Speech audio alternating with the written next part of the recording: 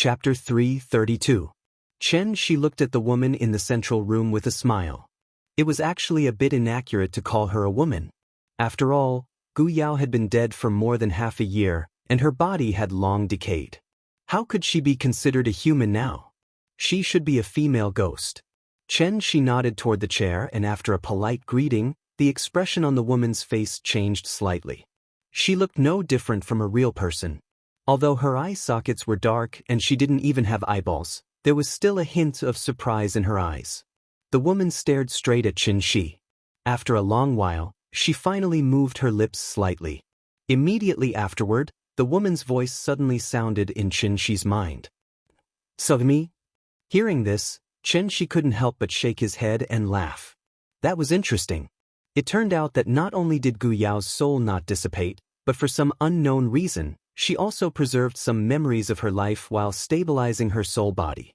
No wonder Gu Yao had been staying with the twins, but the twins acted as if nothing had happened. It was because Gu Yao was their biological mother, so even if she became a ghost, she would never hurt her children. Chen Shi didn't answer Gu Yao's words. Instead, he stood in place and looked at her with interest. This kind of behavior was actually very impolite. Even animals had territorial consciousness, let alone ghosts. Therefore, after looking at Chen Shi for a while, the darkness in Gu Yao's eye sockets became more and more intense. It was like boiling ink, as if it could splash out of the pot at any time. Sure enough. After a few breaths of time, Gu Yao slowly flew up from the chair in a very strange way, and then looked down at Chen Shi condescendingly. If one looked carefully, they would find that Gu Yao's body was not very real. It was vaguely like a projection of a 3D holographic image. The candles in the central room were curled up with smoke. Perhaps because the lights in the room were not turned on, the originally kind Guan Yin statue seemed to be covered with a layer of shadow. It looked a bit ferocious and terrifying. Suddenly, a gust of chilly wind blew past, and the sound of leaves rustling could be heard from outside the house. The sky suddenly became a lot gloomier. It was dark and oppressive, as if a rainstorm could suddenly fall at any time. "I won't kill you," Gu Yao's voice sounded again. However, after Chen Shi heard her words, he gently shook his head, and then thoughtfully turned to look outside the house. After a person dies, the 7 spirits disperse first. Then, the heaven soul returns to the heavens, the earth soul returns to the earth, and the life soul enters the cycle of reincarnation. Ghosts were formed from earthly souls, so they lacked heavenly souls and life souls. Naturally, they could not have complete personalities and thoughts like they did when they were alive. Therefore, if one wishes to deal with ghosts, one must first treat them as if they were mentally retarded. They were easily angered and irritated. At the same time, they were extremely aggressive. They would chop people up in the middle of the street if they didn't agree with them. Chen Shi didn't seem to realize what he was dealing with. Therefore, the moment Chen Shi turned around to look outside, Gu Yao was completely enraged by his actions and went completely berserk, accompanied by an ear-piercing scream that pierced the depths of one's soul. A strong wind suddenly blew in the central room. Gu Yao's facial expressions suddenly became particularly ferocious. Her head of black hair fluttered in the wind, and her pair of pupilless eyes were constantly oozing black blood. She was an evil ghost that had just crawled out of hell. However, Chen Shi seemed to be unaware of anything and continued to look outside the house. Gu Yao had already issued a warning, but Chen Shi was not moved at all. Therefore, Gu Yao completely turned into a vengeful ghost and fiercely pounced on Chen Shi. Why would people be afraid of ghosts? It was because the two of them were not on the same level, and there was no way to fight back. An ordinary person holding a Guanyin bodhisattva from the night market, or chanting a few Amitabha, wanted to subdue an evil ghost with deep resentment. That was a plot that only existed in movies. Everything in the world had a spirit. From the moment Gu Yao turned into a ghost, she had already become a completely new life form. A life form that existed in the world in the form of energy, and was very fragile. Ghosts were more likely to come into contact with the spiritual energy of heaven and earth than humans, so ordinary people could not deal with ghost attacks at all. This was because they had no idea how the ghosts were attacking them. And if humans also came into contact with the spiritual energy of heaven and earth and learned how to use it, then would ghosts still be a match for humans? It was like asking a mentally disabled person to fight with a normal person. How could the former win against the latter? Unless the latter was also mentally disabled. Chen Shi was clearly not mentally disabled. Moreover, his understanding of the laws of heaven and earth was far beyond the imagination of ordinary immortal cultivators. Therefore, the moment Gu Yao pounced on Chen Shi, it was as if she had crashed into a high-voltage electric net, and her entire body trembled violently. Perhaps because it was too painful, Gu Yao suddenly let out an ear-piercing scream, then suddenly turned into a cloud of gray smoke and flew back to the table in the central room at an even faster speed.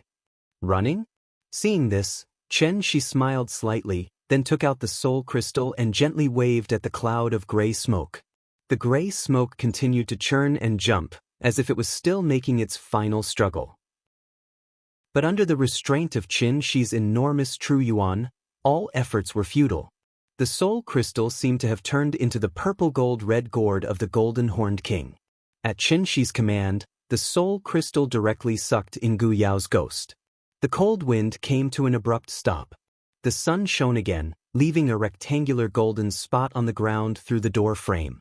This central room, which was facing the south, suddenly became much more spacious and bright.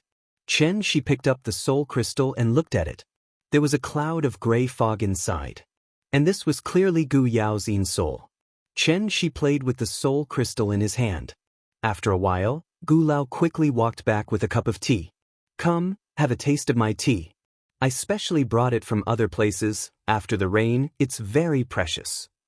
Gu Lao handed the teacup to Chen Shi, then sat aside with a smile. Chen Shi held the teacup and took a sip, then put on an intoxicated expression, and then praised very exaggeratedly, "Good. Good. You really have good taste. Okay? Try more. I prepared a few kilograms for you, you can take some back later." "How can I accept it? Why are you being so polite with me?" "Don't be polite. Just take it." Gu Lao waved his hand generously. But the old man didn't know. Not only did Chen Shi take his tea leaves, but she also took his daughter away. Of course. The reason why Chen Shi did this was not to hurt Gu Yao, but to help her. After all, the soul crystal was the most precious treasure in the world. Even Chen Shi used the soul crystal to nourish his divine soul, so the benefits were needless to say. Ghosts were born after people died. Therefore, compared to people, ghosts were actually incomplete. Therefore, it wouldn't be long before they completely disappeared from this world. Chapter 333. Chen Shi held a teacup and chatted with Gu Lao for a while. The old man seemed to have suddenly thought of something and quickly pulled him out of the main hall. "It's getting late, let's go, it's time to cook." Looking at his anxious look, it seemed that he really didn't want Chen Shi to stay here any longer. Seeing this, Chen Shi just smiled and didn't say anything. However, when he followed Gu Lao out of the central room and went to the kitchen, Chen Shi suddenly stopped next to the large water tank in the yard, and then began to carefully look at the water tank in front of him. This kind of water tank was very common in Shangjing Sihiyuan, which was the big water tank in Sima Guang's story of smashing a tank. The large water tank in the yard, in addition to the role of water and fire prevention, was mainly for auspiciousness. The large tank was filled with water, and water made money, which meant that the family could prosper and accumulate wealth. These were old customs, and generally, only old people like Gu Lao would have this kind of thing in their house. Chen Shi stood by the water tank for a while, and no one knew what he was looking at. Seeing that he didn't move, Gu Lao stood at the kitchen door and couldn't help but urge him again. "Little Chen? What are you doing? It's already 4 o'clock, let's start quickly." "Okay, I'm coming."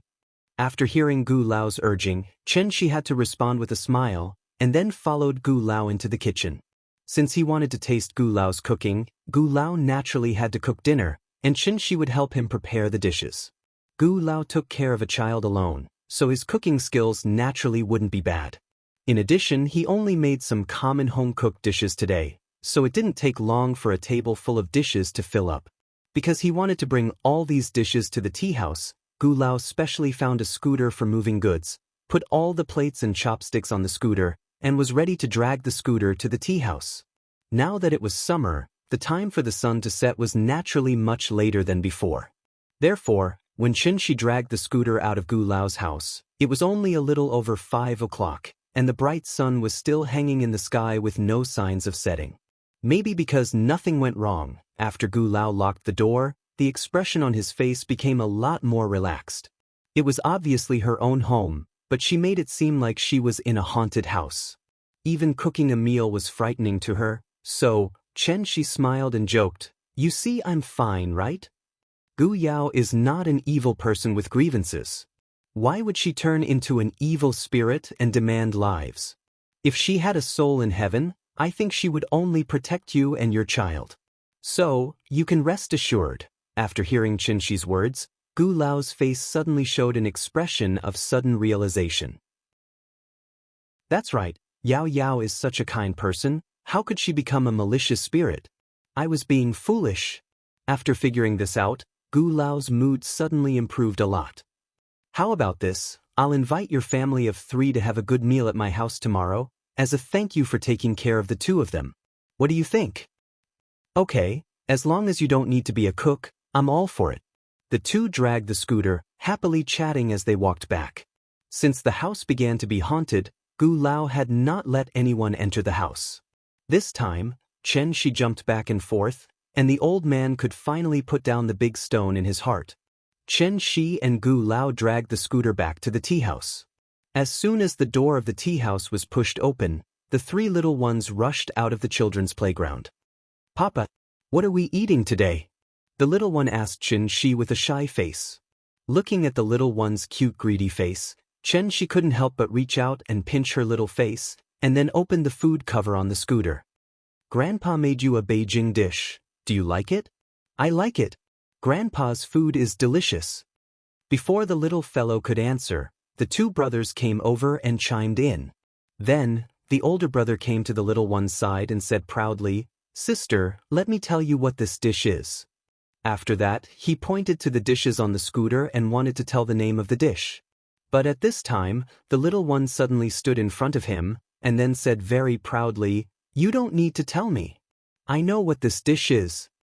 This is Beijing sauce shredded pork. This is crystal pork knuckle. And this is Malian meat. This is Fuguo chicken." Shi's culinary skills were superb. Every day, she would cook different dishes for her. It could be said that this little thing had eaten all over the world, so a few classic Jingbang dishes were naturally not difficult for her. Maybe it was because he had overdone it today, so while the older brother and the little one were still thinking about the name of the dish, the younger brother was standing next to them, constantly swallowing saliva. Seeing this, she pinched the little one's little face, and then pushed the scooter into the tea house. "Well, you must be hungry. You go wash your hands first, and then we'll eat." "Okay. Wash my hands. I'll wash my hands first, then I'll eat first. You can't eat if you don't wash your hands." The little one reacted the fastest. As soon as she heard she say that she wanted to wash her hands, she turned around and ran to the kitchen. After seeing her movements, the 2 brothers immediately followed, and at the same time, they kept shouting, "I'll wash my hands first. I'll eat first." Looking at the 3 lively and cute children, Gu Lao was laughing so hard that he could not close his mouth. Even Qin Roing could not help but shake her head with a smile, and then she asked them to run slower so that they would not fall. For a moment, this small tea house was filled with laughter and cheers. It was not the first time that the 3 little ones had eaten together, but when they were eating, they were competing in different ways. Who could use chopsticks better? Who could eat more dishes? Who couldn't eat rice? Perhaps this was the advantage of having children together. Everything had to be compared, and under the intentional guidance of the parents, it became a healthy competition, which made them more obedient.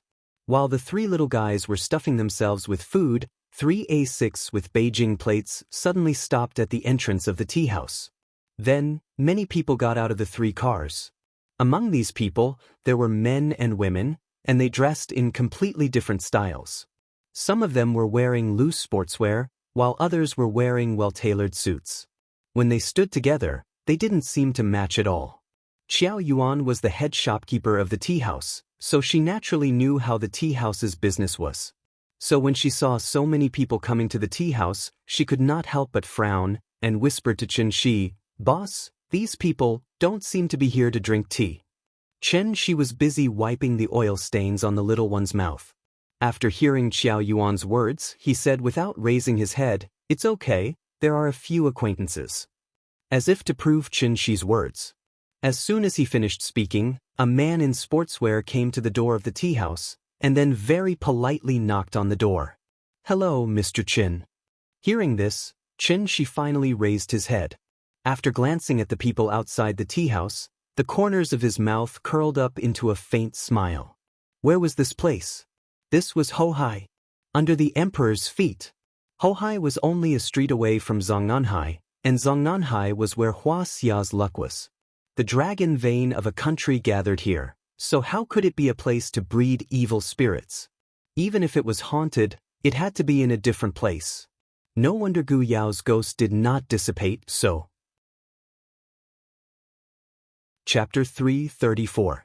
For Chen Shi, Zhonghai was a place full of memories and beautiful memories. But now, he chose to settle down in Shangjing instead of the familiar Zhonghai. One of the reasons was naturally because the spiritual energy in Shangjing was far superior to other places. One had to know that as the ancient capital of the 5 dynasties, Shangjing had always been the most important place in Huaxia. Zongnanhai was located in the center of Shangjing. It was the place where the dragon veins converged. It could be said to be a place of pure yang. Naturally, it was impossible to breed evil spirits and accept filth. Hohai was adjacent to Zongnanhai. After Gu Yao died in a car accident, her yin spirit did not dissipate. Instead, it became more and more stable and even began to condense into a soul body. This was obviously a very strange thing. Because of this, Chen Shi speculated that this matter should be deliberately manipulated behind the scenes. And if he guessed correctly, this person should want to use the geographical advantage of Zongnanhai to organize Gu Yao's soul body and cultivate an extremely powerful yin servant. The yin servant did not have a physical body, so once the yin servant was formed, its combat power would naturally be far superior to cultivators of the same level and even stronger than Shikigami. But what kind of place was Zongnanhai? The Wu Lian's influence spread throughout the country, and there were countless experts under their command. How could there be a mistake here? Japanese? Inyang Liao? How could it be? If the Japanese could cultivate yin servants in Zongnanhai, what was the difference between that and riding on Hua Xia's head and shitting? Therefore, even if Chen Shi used her but to think, she knew that this matter was definitely related to Wu Lian. It was just a thief crying out to catch a thief, and a ghost crying out to catch a ghost. Moreover, this person's cultivation level was very high, and he had a high status in the Wu Lian. Otherwise, the Wu Lian would not allow him to do this in Zongnanhai. Chen Shi's guess was correct. From the cars outside the tea house, it was not difficult to see that these A6 with military license plates were all Wu Lian cars. Chen Shi didn't know who the leader was, so he didn't answer immediately. Seeing that he didn't seem to want to drive him away, the man immediately lowered his head and said politely, "Mr. Chen, my name is Ding Qingji, and I work for the General Supervision Office. The reason why I took the liberty to visit you today is because this is a very important matter, and I need to verify it with you. Can you do me a favor?" After saying that, Ding Qingji bowed slightly and made an inviting gesture. Looking at his neither servile nor overbearing attitude and full of confidence, Chen Shi guessed that this person should be at least at the level of a sister-in-law. Director of the Supervision Office. He was the official in charge of Sijio City. This was getting interesting. A smile suddenly appeared on Chen Shi's face. After glancing at Ding Qingji, he faintly said, "It's dinner time now. If you have anything to say, wait until I eat dinner first." Chen Shi's attitude was so arrogant, but Ding Qingji's face did not show the slightest dissatisfaction. Instead, he chuckled and said, "It's my fault for disturbing you. Mr. Chen, please enjoy your meal. I'll wait for you outside." Ding Qingji looked at Chen Shi with a smile, but Chen Shi acted as if he didn't hear him. Even the little girl couldn't help glancing at him, and then looked at Chen Shi with a confused face. "Open your mouth, good girl." Chen Shi scooped up a bowl of rice with a spoon and sent it to the little girl's mouth. Hearing this, the little thing opened its mouth wide and swallowed the spoon in one gulp. As for Ding Qingji, who looked embarrassed, he pretended not to see it. Ding Qingji had no choice but to leave the tea house silently. No one knew what Ding Qingji said to the others outside, but after hearing what he said, they all went back to the cars. Chen Shi was not an impolite person. The reason why he did that was to express his dissatisfaction. He was dissatisfied with Wu Lian. Because the two brothers liked to quarrel while eating, the meal took more than half an hour. Although Gu Lao was very curious about the relationship between Chen Shi and the people outside, he knew what to ask and what not to ask, so he pretended not to see anything from beginning to end. After Qiao Yuan cleared the table, Chen Shi looked at the clock on the wall meaningfully and then showed a meaningful smile. These people waited outside for so long, but his sister-in-law didn't call. Did she not receive the news? Or did she not inform her at all?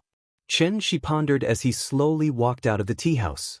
After seeing him go out, Ding Qingji hurriedly got out of the car and then said politely to Chen Shi, "Mr. Chen, you see, this is not the place to talk. Would you like to go to the office with us?" After saying that, Ding Qingji very subtly looked into the tea house, as if to say that there were ordinary people inside, so it was not convenient to talk about a lot of things here.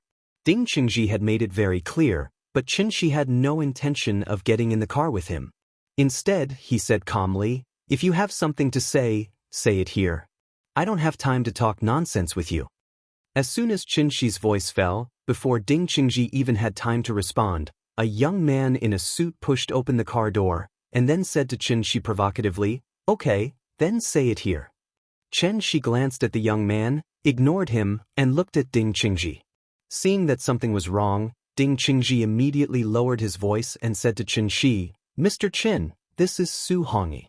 His father is Su Feng, and he is a professor at the headquarters. He is in the same field as you." The Wu Lian was not a university, so naturally, there was no professor position. So what Ding Qingji meant was that Su Hongyi's father was in the same field as Chen Shi. They were not Wu Lian people, but they were willing to do something for the Wu Lian, which was equivalent to a guest in ancient times. The so-called same field meant that this person's cultivation level was equivalent to Chen Shi's. After listening to Ding Qingji's explanation, Chen Shi couldn't help but laugh. How smart was he? Just based on Ding Qingji's words, he could analyze a lot of things. You couldn't just look at the surface of things. If you just looked at the surface, things were simple. Chen Shi captured Gu Yao's ghost, but Gu Yao's ghost was a ghost servant that Su Feng put in Hohai to cultivate. So they came to the tea house with great fanfare just to ask Chen Shi to return the ghost to them. But in fact, things weren't that simple. It even involved the thoughts of the Wu Lian's higher-ups. Chen Shi and Su Feng were not Wu Lian people. They were only doing things for the Wu Lian for some reason. And what was Chen Shi's level in the Wu Lian? Above divinity, X level. Su Feng was clearly at this level. How could someone at this level of cultivation be willing to be someone else's lackey? Because they weren't Wu Lian people, the Wu Lian people had always been wary of them. Chen Shi had been waiting in the tea house for his sister-in-law's call, but the Wu Lian didn't let her call him. Which meant, the Wu Lian wanted them to solve this problem by themselves. How could they solve it? The two of them had the same status and the same cultivation level. Since the Wu Lian didn't want to be a peacemaker, it meant that the Wu Lian wanted them to fight because of this. It was a small matter, but it was important to save face. The Wu Lian would find an excuse to let the two of them compete. No matter who won, the Wu Lian wouldn't suffer any losses. On the contrary, they could use one of them to attack the other party's arrogance and warn them not to cause trouble. The Wu Lian had plenty of ways to deal with them. It had to be said that the Wu Lian's little abacus was indeed loud and clear. But the Wu Lian made a serious mistake, and that was, they didn't know Chen Shi well enough. So even though the Wu Lian knew that this would make Chen Shi unhappy, he still did it. Perhaps Chen Shi's second aunt, who was loyal to the Wu Lian and extremely utilitarian, was one of the masterminds behind the scenes. Being a guest once wasn't enough. This time, he was being used as a tool. Chen Shi didn't like this feeling. Therefore, after a long moment of silence, he opened his mouth and coldly said a sentence. And this sentence, it wasn't just for the young man, but also for Ding Qingji. Chapter 335. Scram. It was a simple word, but it accurately expressed all the thoughts in Qinxi's mind. He didn't even bother to look at Ding Qingji and Su Hongyi. After spitting out this word, he turned around and walked towards the tea house. Mr. Chen Yu, seeing this, Ding Qingji couldn't help but panic. Before he could even finish his sentence, the young man behind him was like an ignited barrel of dynamite. He was so angry that he jumped up and down in an instant. Stop right there. Perhaps because he was too agitated, Su Hongyi's attitude was really bad. After Ding Qingji turned around and glared at Su Hongyi finally realized who he was talking to, so he immediately restrained his temper. He then lowered his head slightly and said with some sincerity, "I'm sorry, Mr. Chen, I was rude." Su Hongyi lowered his head and apologized, but Qinshi acted as if he didn't hear him. In the blink of an eye, he had already pushed open the tea house's door and was about to enter the house. Su Hongyi had no choice but to look at Qinshi's back and hurriedly said, "Sir, please wait. This is very important. The ghost that you took away was a Yin servant that my father carefully cultivated. He also said that if I can't find the Yin servant, then I don't have to go back. I respect you as a senior, but I hope that for the sake of my father and Wu Lian, you won't make things difficult for a junior like me." After saying this, Su Hongyi lowered his head and bowed respectfully to Qinshi. Qinshi finally stopped in his tracks. However, he didn't turn around. Instead, he tilted his head slightly and said to Ding Qingji, "The people from the inspector's office are guarding outside every day. Don't you know that Gu Yao is Gu Qinghe's daughter?" Of course we know this, but Gu Yao did die in an accident. You can verify this with old Master Gu. If that's the case, then do you know that Gu Qinghe is my friend? As soon as Qinshi's voice fell, Ding Qingji felt an invisible pressure suddenly attack him. It was as if someone had poured a bucket of cold water over his head. In this evening when the summer heat still lingered, he felt as if he had fallen into an ice cellar. He only felt that his entire body was cold, and his hands and feet were ice cold. Ding Qingji finally understood what it meant to be imposing without being angry. After all, this person was above the celestial realm. But now that things had come to this, he could only bite the bullet and reply, "I know." After hearing his answer, Qinshi finally turned around. He first took a deep look at Ding Qingji before shifting his gaze to Su Hongyi. After that, Qinshi asked with a calm expression, "Gu Qinghe is my friend, but you used his daughter's soul to refine a Yin servant, so I'm puzzled. Who's the one who's not giving face?" Su Hongyi was stunned. But immediately after, he was like an actor in a Sichuan opera who changed his face. Just a moment ago, he was still very respectful, but now he suddenly changed his attitude and looked at Qinshi unscrupulously. His eyes were full of provocation. Su Hongyi looked at Qinshi unscrupulously. Qinshi looked at him calmly.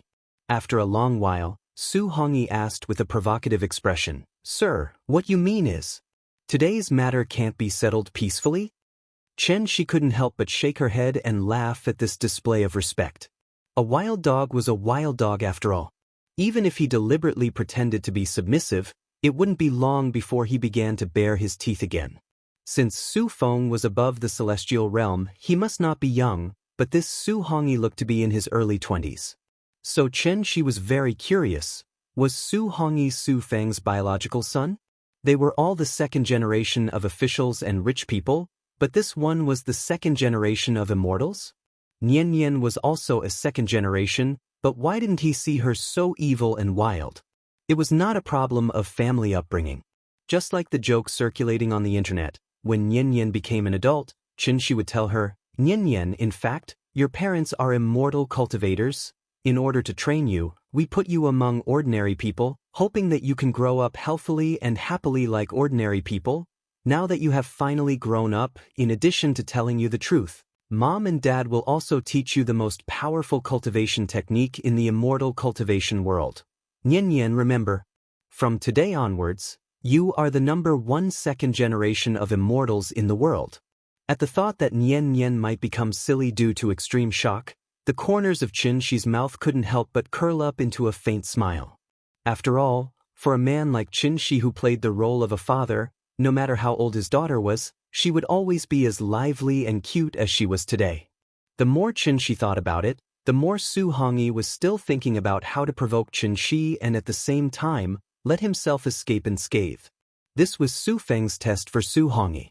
He had to control the degree of infuriating Qin Shi, but not make Qin Shi lose his mind and accidentally kill him. For Su Hongyi, this was a kind of test, but at the same time, it was also a kind of training. Being able to face the anger of a celestial being would be of great help to his future cultivation. Everyone present had their own ideas. However, Qin Shi's next reaction was completely out of Su Hongyi's expectations. It was like basking in the sun in Hohai for the whole day, and now that the sun was about to set, it was naturally time to go home. Therefore, after looking up at the sun that was about to set, Qin Shi yawned lazily, then turned and walked to the tea house. This time, Ding Qingji and Su Hongyi were both stunned. In the face of Su Hongyi's provocative words, Qin Shi actually did not have any reaction. Where was the dignity of a celestial being? Where was the principle that a grandmaster should not be humiliated? Couldn't he act according to common sense? Was the script wrong? Seeing that Qin Shi had already pushed open the door of the tea house, Su Hongyi finally came back to his senses and hurriedly shouted, "Mr. Qin, my father said that if you don't hand over the inn servant today, then the grudge is set. He will definitely pay you a visit in person another day." Pay you a visit? Qin Shi stopped in his tracks again. After softly repeating this word, he tilted his head slightly and said with a calm expression, "He doesn't deserve it." After saying that, Qin Shi's last bit of patience was exhausted, so he walked into the tea house without looking back. The door gently closed. Su Hongyi stood in place with a gloomy expression. After a long while, he finally spat on the ground and said coldly to Ding Qingji, "Director Ding, as you can see, it's not that we're looking for trouble, it's him who doesn't know what's going on." As he spoke, Su Hongyi waved at the car beside him. Then, someone quickly stepped forward and handed a letter to Su Hongyi. "This is a letter of challenge. Please pass it on to him." Ding Qingji took the letter of challenge, then frowned and advised, "I think this is a little inappropriate. Why don't you go back and talk to Mr. Su first? Otherwise, I can't explain it to the headquarters." Before Ding Qingji could finish, Su Hongyi waved his hand and interrupted him, then said righteously, "Director Ding, there's no need to say more. This is a private matter and has nothing to do with Wu Lian. Moreover, this Chun guy was rude first. How can my father just let it go like this?" Speaking of this, Su Hongyi suddenly turned his head and deliberately shouted in the direction of the tea house. "Su Feng declares, Mr. Su was rude first. Today, I'm here to ask for forgiveness. This is well known to all Le Bouchel. If Mr. Su dares to accept the challenge, we'll be waiting for you at the peak of Taihang in 3 days. Think carefully, don't regret it." Chapter 336. As soon as the words, "life and death duel," came out of Su Hongyi's mouth, it was as if he had been injected with chicken blood. His face instantly became much rosier. Based on his reaction, it was not difficult to see that he was very excited. His blood was boiling, and he was inexplicably excited. In fact, this matter was not that big of a deal, because Qin Xueqing's family was the backbone of the Wu Lian people. Mr. Chen's name had long been known throughout the Wu Lian people. The Wu Lian people were respected by martial arts. Su Feng, who was also above the heavenly man level, was naturally eager to prove his strength. Mr. Chen naturally became Su Feng's best choice. As long as he defeated Qin Shi in public, Su Feng's status in the Wu Lian people would naturally skyrocket. He could even leap to become a giant who had the right to speak within the Wu Lian people. As the saying went, in a mediocre life, fame and fortune were just worldly possessions. But since ancient times, how many people could be exempt from this custom? Su Feng had descendants and apprentices. Even if it was not for himself, he had to think about his apprentices and apprentices. He had to leave his own legacy in Huaxia. But Qin Shi and Su Feng were different. In this world, there were only a few people that Qin Shi really cared about. He was like a wanderer wandering between two worlds. Wherever there was a home, that was where he belonged. Ying and Yen Yen were on earth. so Earth was his home. As for his legacy, wasn't Nian his legacy? It was enough to have such a well-behaved, smart and sensible daughter. Old Gu was just an ordinary person. In addition, he was old, so it was normal for him to have blurred vision. Therefore, the old man did not hear Su Hongyi shout. But just by looking at Su Hongyi's posture, Old Gu knew that this junior was not saying anything good. Therefore, when Qin Shi returned to the tea house and sat down, Old Gu could not wait to ask, "Little Qin, who is that outside?" "He's a former colleague of the company. Now that the company's performance is not good, the board of directors wants to invite me back, so they sent him to persuade me." "Lobbyist?" Hearing this, Gu Lao frowned and looked out the window. Then he asked doubtfully, "But from the way I see it, he doesn't look like he's here to be a lobbyist. He looks like he's here to cause trouble? That's normal. If I go back, won't he have another competitor for no reason? Of course he doesn't want me to go back." After hearing Qin Shi's words, Gu Lao's face suddenly showed an expression of realization. Then he nodded and said, "That's true. I see that you are doing well as the owner of a small tea house, so it's better not to go back. It will be troublesome." "You're right." Qin Shi and Gu Lao were chatting in the tea house. Outside the house. After Su Hongyi shouted, he stood still and waited for Qin Shi's reply. However, Qin Shi did not give any response. After a full 10 minutes, Ding Qingji finally couldn't help but ask in a low voice, "Young Master Su, you see, Mr. Qin hasn't given a definite answer. This matter, why don't we just leave it at that?" Hearing this, Su Hongyi suddenly let out a sneer, then immediately shouted at the tea house again, "Mr. Qin, I have delivered your message, and the letter of challenge has also been handed over to Director Ding to notarize. My father will be waiting for you at the peak of Taihang in 3 days. This battle will be watched by the world. I hope you won't miss the appointment, so as not to become a laughingstock. You're the most elegant person in Huaxia, so I'm sure you won't back down. If that's the case, I'll take my leave first." After that, Su Hongyi bowed to the tea house, then got in the car and left. From beginning to end, Qin Shi did not give any response. However, after hearing Su Hongyi's last sentence, Qin Shi couldn't help but sneer. He was being ridden on top of his head. The early summer night didn't have the irritability of the day, and the sudden breeze even seeped in a slight chill. The smog in Shangjing had always been very serious, but today, it sprinkled a little bit of starlight for the first time. After the little girl finished washing up, she lay on the windowsill and looked at the stars for a while, then played with Big Head for a while. Only then did she reluctantly climb into bed under Qin Shi's repeated requests. According to the usual rhythm, Qin Shi would tell her 1 or 2 short stories, and then this little thing would fall into a deep sleep. But today, for some reason, after Qin Shi told her 2 short bedtime stories, this little thing was still very energetic, and kept crawling on Qin Shi and Qin Run. Qin Shi had no choice but to hold her in his arms, and then gently persuade her, "Nian, be good, it's already 12 o'clock, you should rest early and have enough energy to play tomorrow, okay?" Hearing this little thing pouted and said coquettishly, "I don't want to sleep. Then what do you want to do?" "I don't know." The little thing shook her head blankly. But then, as if she suddenly thought of something, she quickly turned her head to the end of the bed and shouted, "Big Cat! Big Cat, come here." Big Cat was lying in the corner with its eyes closed, and after hearing the little thing's shout, it quickly jumped onto the bed. Meow! Just as Big Cat meowed, the little thing hugged it in her arms, and then put it on the pillow next to her. "Big Cat, it's cold outside, don't run outside, sleep with me. I'll cover you with a quilt." As she spoke, the little thing grabbed the cold quilt, and then, like Qin Ring, gently covered the Big Cat with the quilt. Meow! Big Cat lay on the bed and looked at the little thing with a confused expression. After this period of cultivation, it had reached the peak of wisdom, and could break through at any time, so even Qin Shi did not force it to play with the little thing recently. But today, this little thing did not know what was wrong with it. In the middle of the night, instead of sleeping, it came to ask it to sleep. Did it still need to sleep?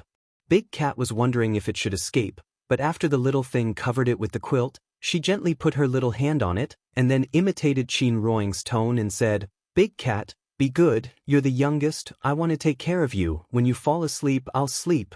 These were the words Qin Ruoying usually said to her. Who would have thought that this little thing would actually apply what she learned? So, she had learned to care for others now? This was a good thing, so naturally he would encourage her. Therefore, after Qin she glared fiercely at the big cat, it reluctantly closed its eyes, curled up into a ball next to the little thing, and pretended to be asleep.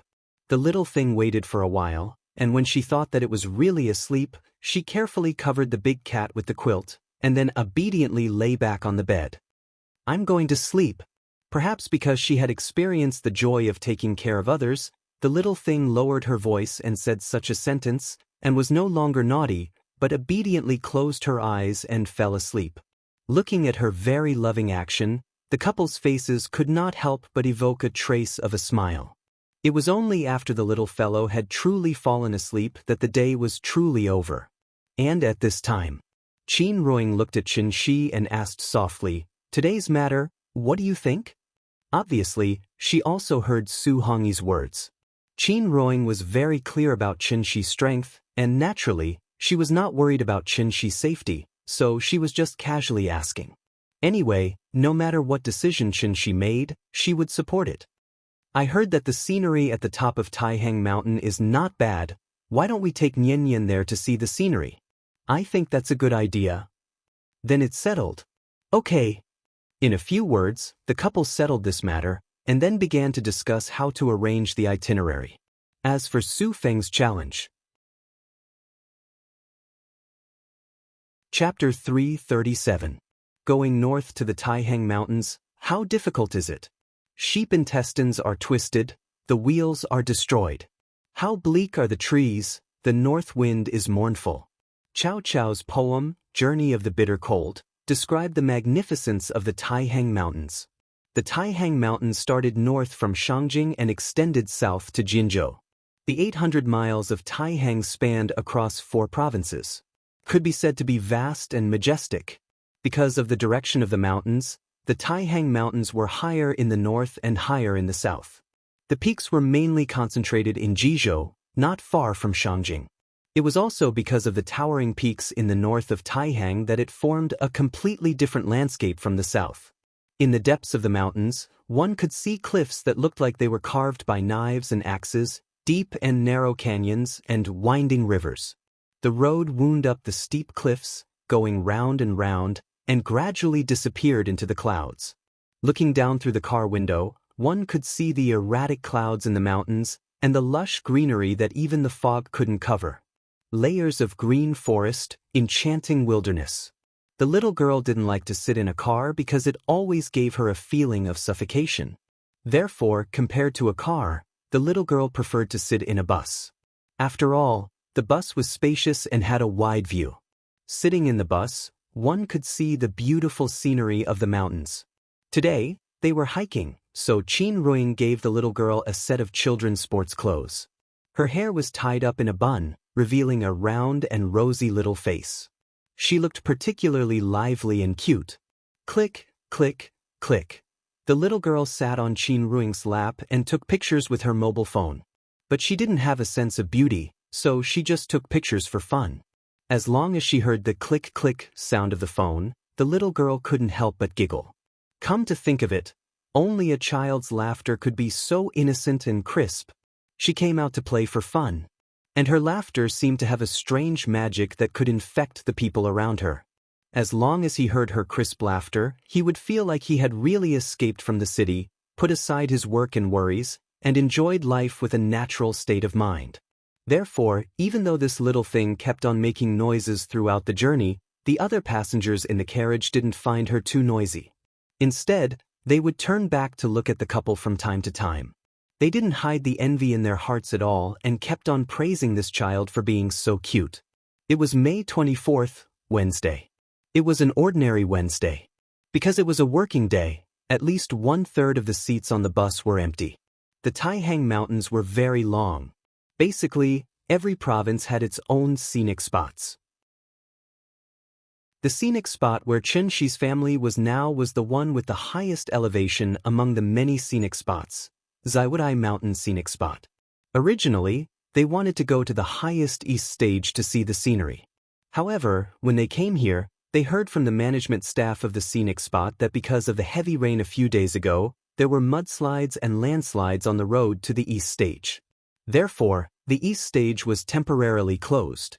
With no other choice, Chen Shi and his family could only depart from the Red Cliff Castle and follow the winding mountain path to the North Terrace, which was slightly lower than the East Terrace. They planned to camp in the North Terrace for the night before returning home. They were traveling, so naturally, they couldn't be in a hurry. The Zuodai Mountain was very steep. It had always been called the novice training camp for mountaineers. After setting off from the Scarlet Cliff Castle, Chen Shi let the little girl sit on his shoulders, and then he held Qin Ruing's hand, and the family of three leisurely strolled through the lush green peaks. They walked slowly. At this speed, it would take at least 4 or 5 hours to climb the North Terrace. When Chen Shi finally climbed over a mountain, the view suddenly became much wider. The little girl rode on his shoulder and looked around. She couldn't help but shout excitedly, "Papa! I like it here!" Blue sky, white clouds, green mountains, green water, and golden lotus flowers all over the mountains. In front of the beautiful scenery, even an ignorant child like her couldn't help but be intoxicated. And just when the little girl was excited by the beautiful scenery in front of her, East Terrace, the peak of Taihang. The Taihang Mountains in the north were very steep. The development value was far less than the 3 mountains and 5 peaks, so there were basically no buildings on the mountain. Therefore, the most original natural scenery was maintained. After climbing over the mountain and climbing to the top, looking back at the bleak place, the clouds were thousands of miles away, the mountains were thousands of layers, the sun was shining, and everything was shining. A sense of heroism rose in the chest. It was worth the trip.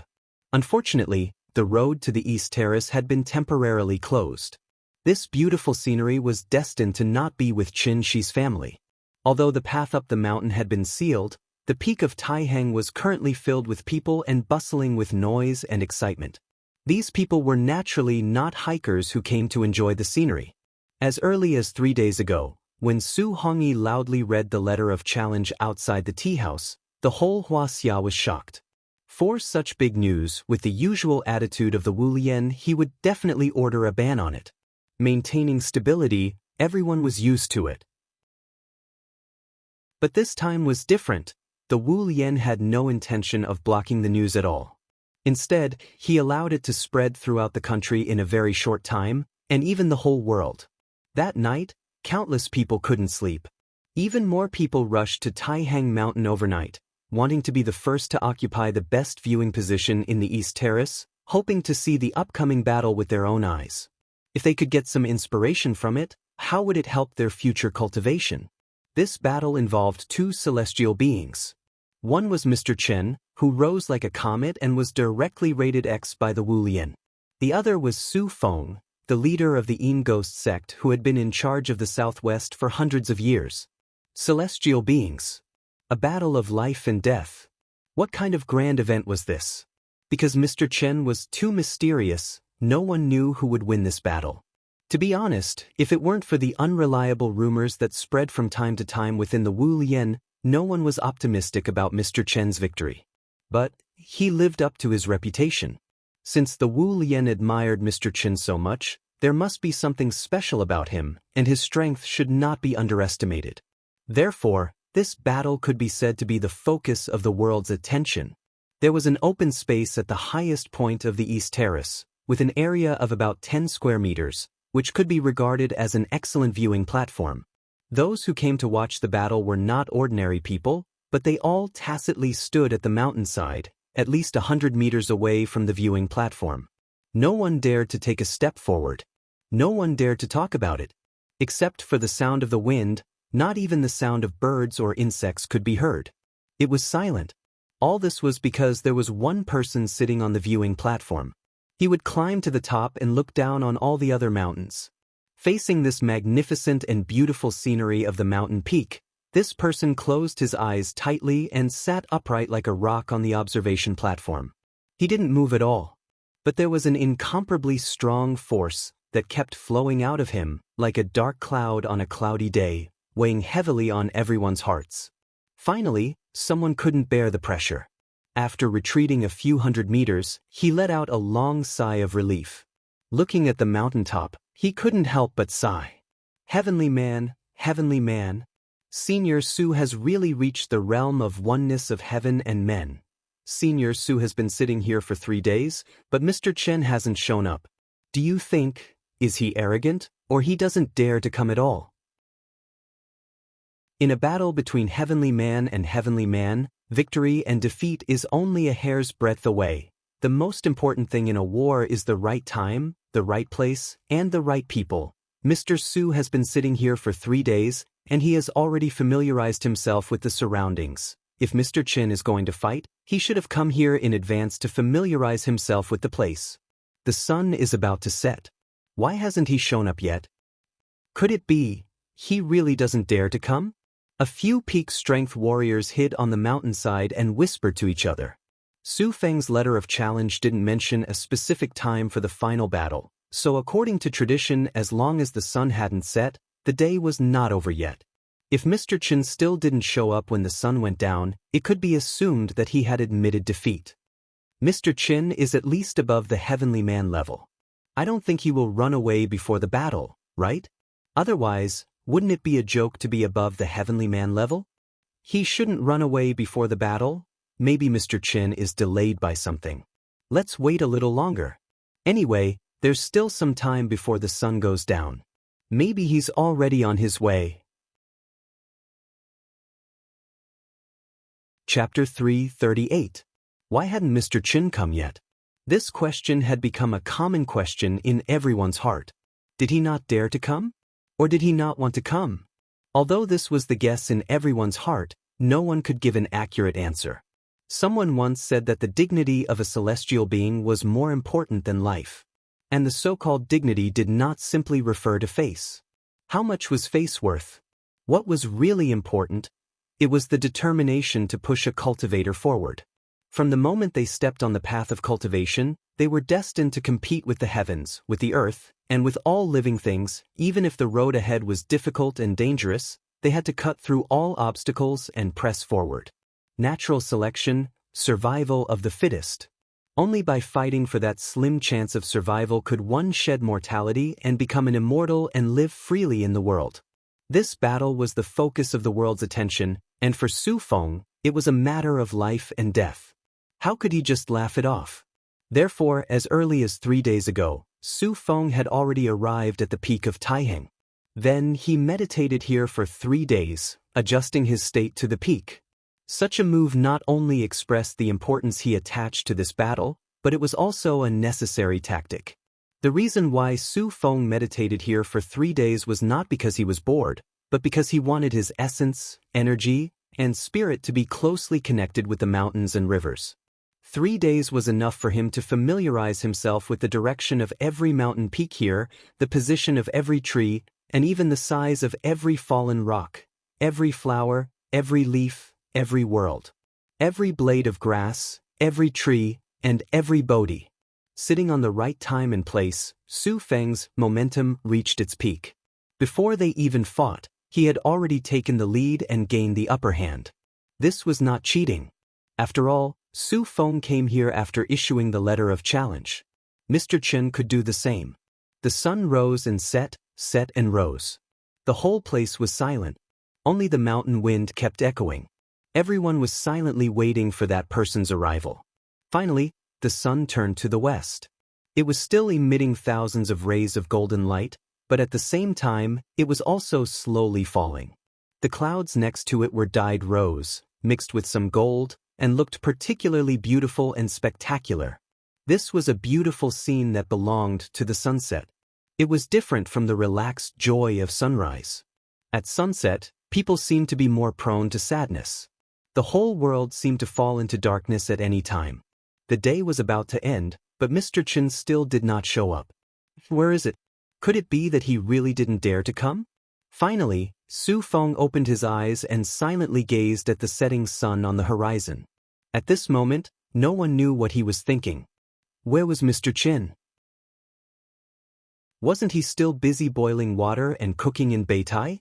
Since they were camping, They naturally had to bring enough equipment, so even Qin Ruing was carrying a big backpack today.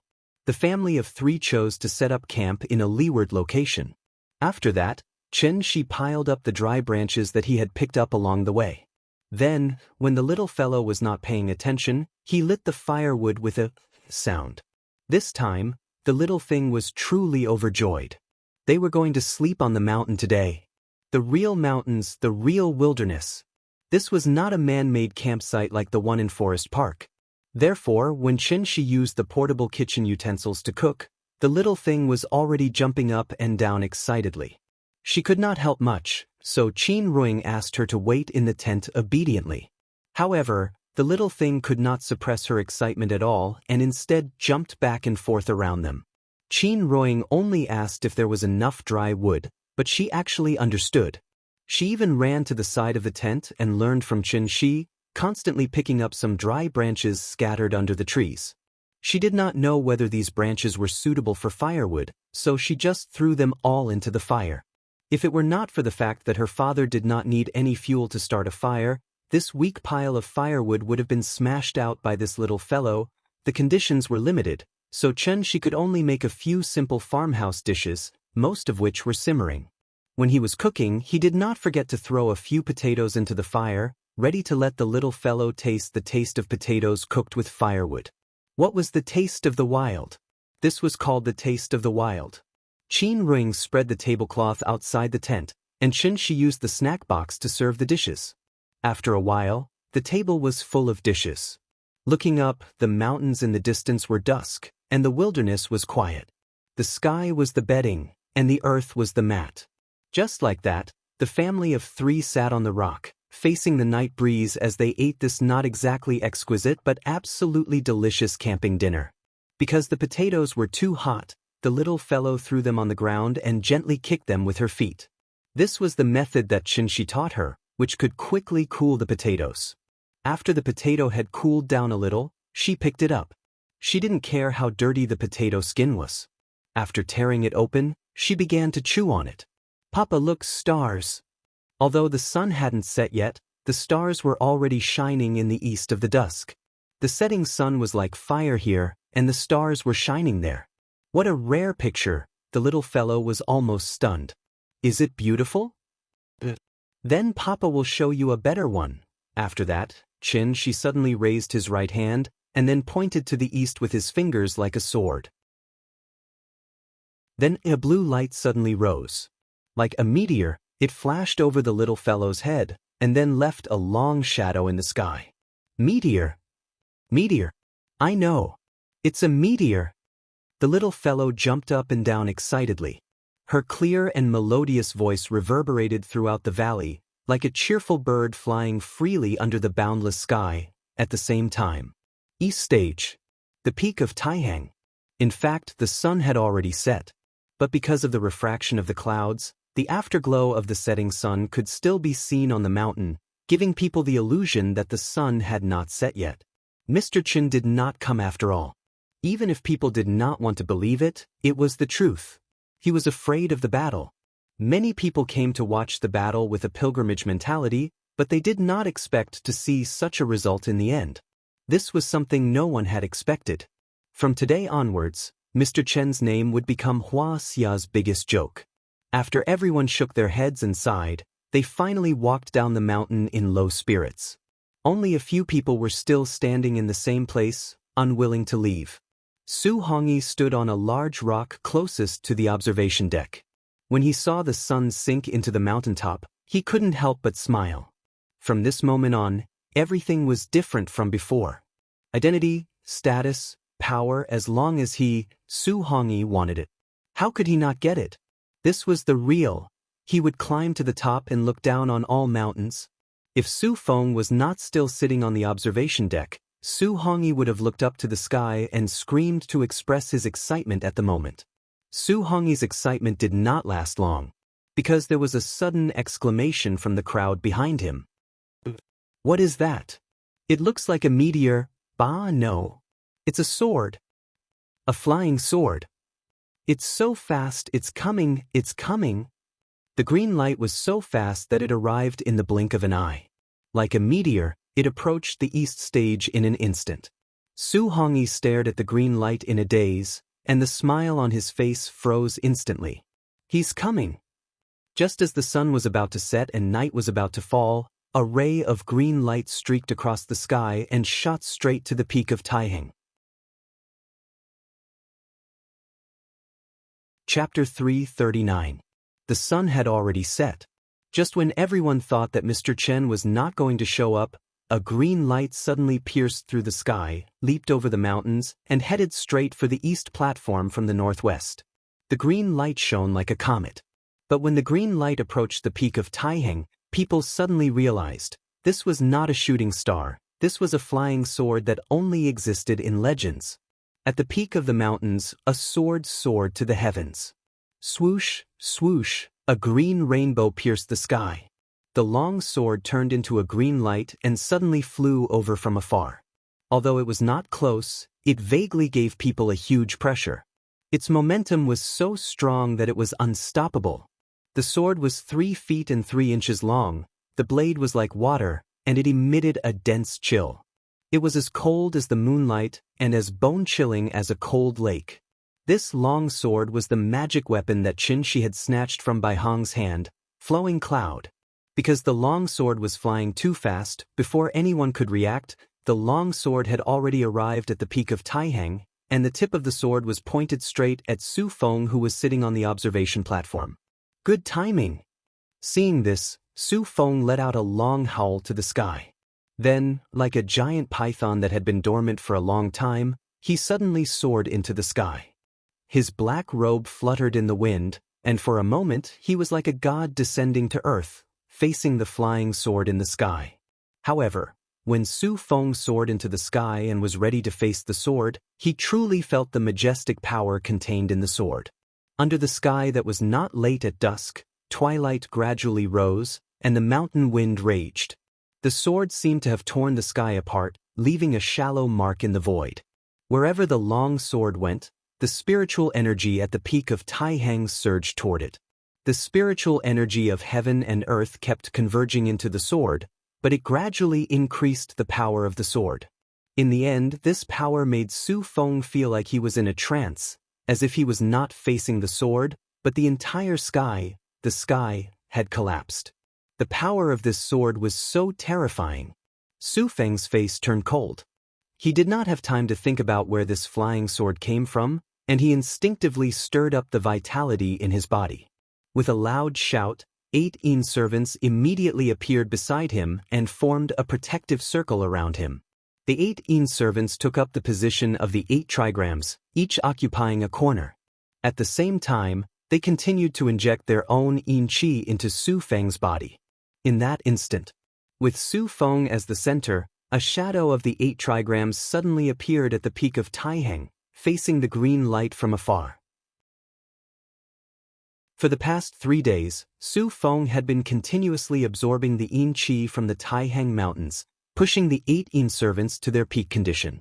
The vast and majestic Yin Qi of the mountains, as well as Su Feng's hundreds of years of hard cultivation, merged into the peak of Taixing at this moment. They slowly circulated in the void, forming an indestructible 8 trigrams formation. And this was his trump card. Yin Soldier's formation, move the mountains.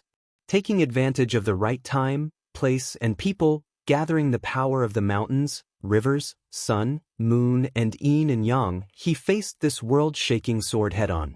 This was a powerful force that only those above the celestial being realm could control. It was also a power that ordinary people could never imagine. Therefore, no matter who won or lost in this battle, it could definitely be said to be an unprecedented battle. And the moment Su Feng revealed the Taiji diagram, the flying sword finally arrived in front of Su Feng. Like the sonic boom caused by the flight of a supersonic fighter, the moment the long sword hit the Taiji diagram, with the point of impact as the center of the circle, a burst of white air suddenly erupted, its power monstrous. The invisible air wave carried a powerful impact, instantly turning the stones on the observation deck into dust. At the same time, the air wave also uprooted all the trees on the mountain.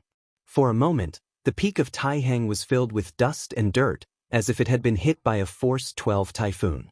Su Hongyi was standing closest to it, so the moment the air wave hit, he was sent flying by the powerful shock wave, and then rolled along the hillside. After rolling for a few hundred meters, he finally hit a big rock and stopped. Gravel and dust constantly fell on Su Hongyi, and in a short while, he was buried alive. Similar scenes kept playing out. No one had seen a battle between those above the celestial being realm, so they didn't know what the safe zone was. If it weren't for Wu Lian's consideration of not letting everyone get too close, the peak of Taihang would have been dyed red with blood today.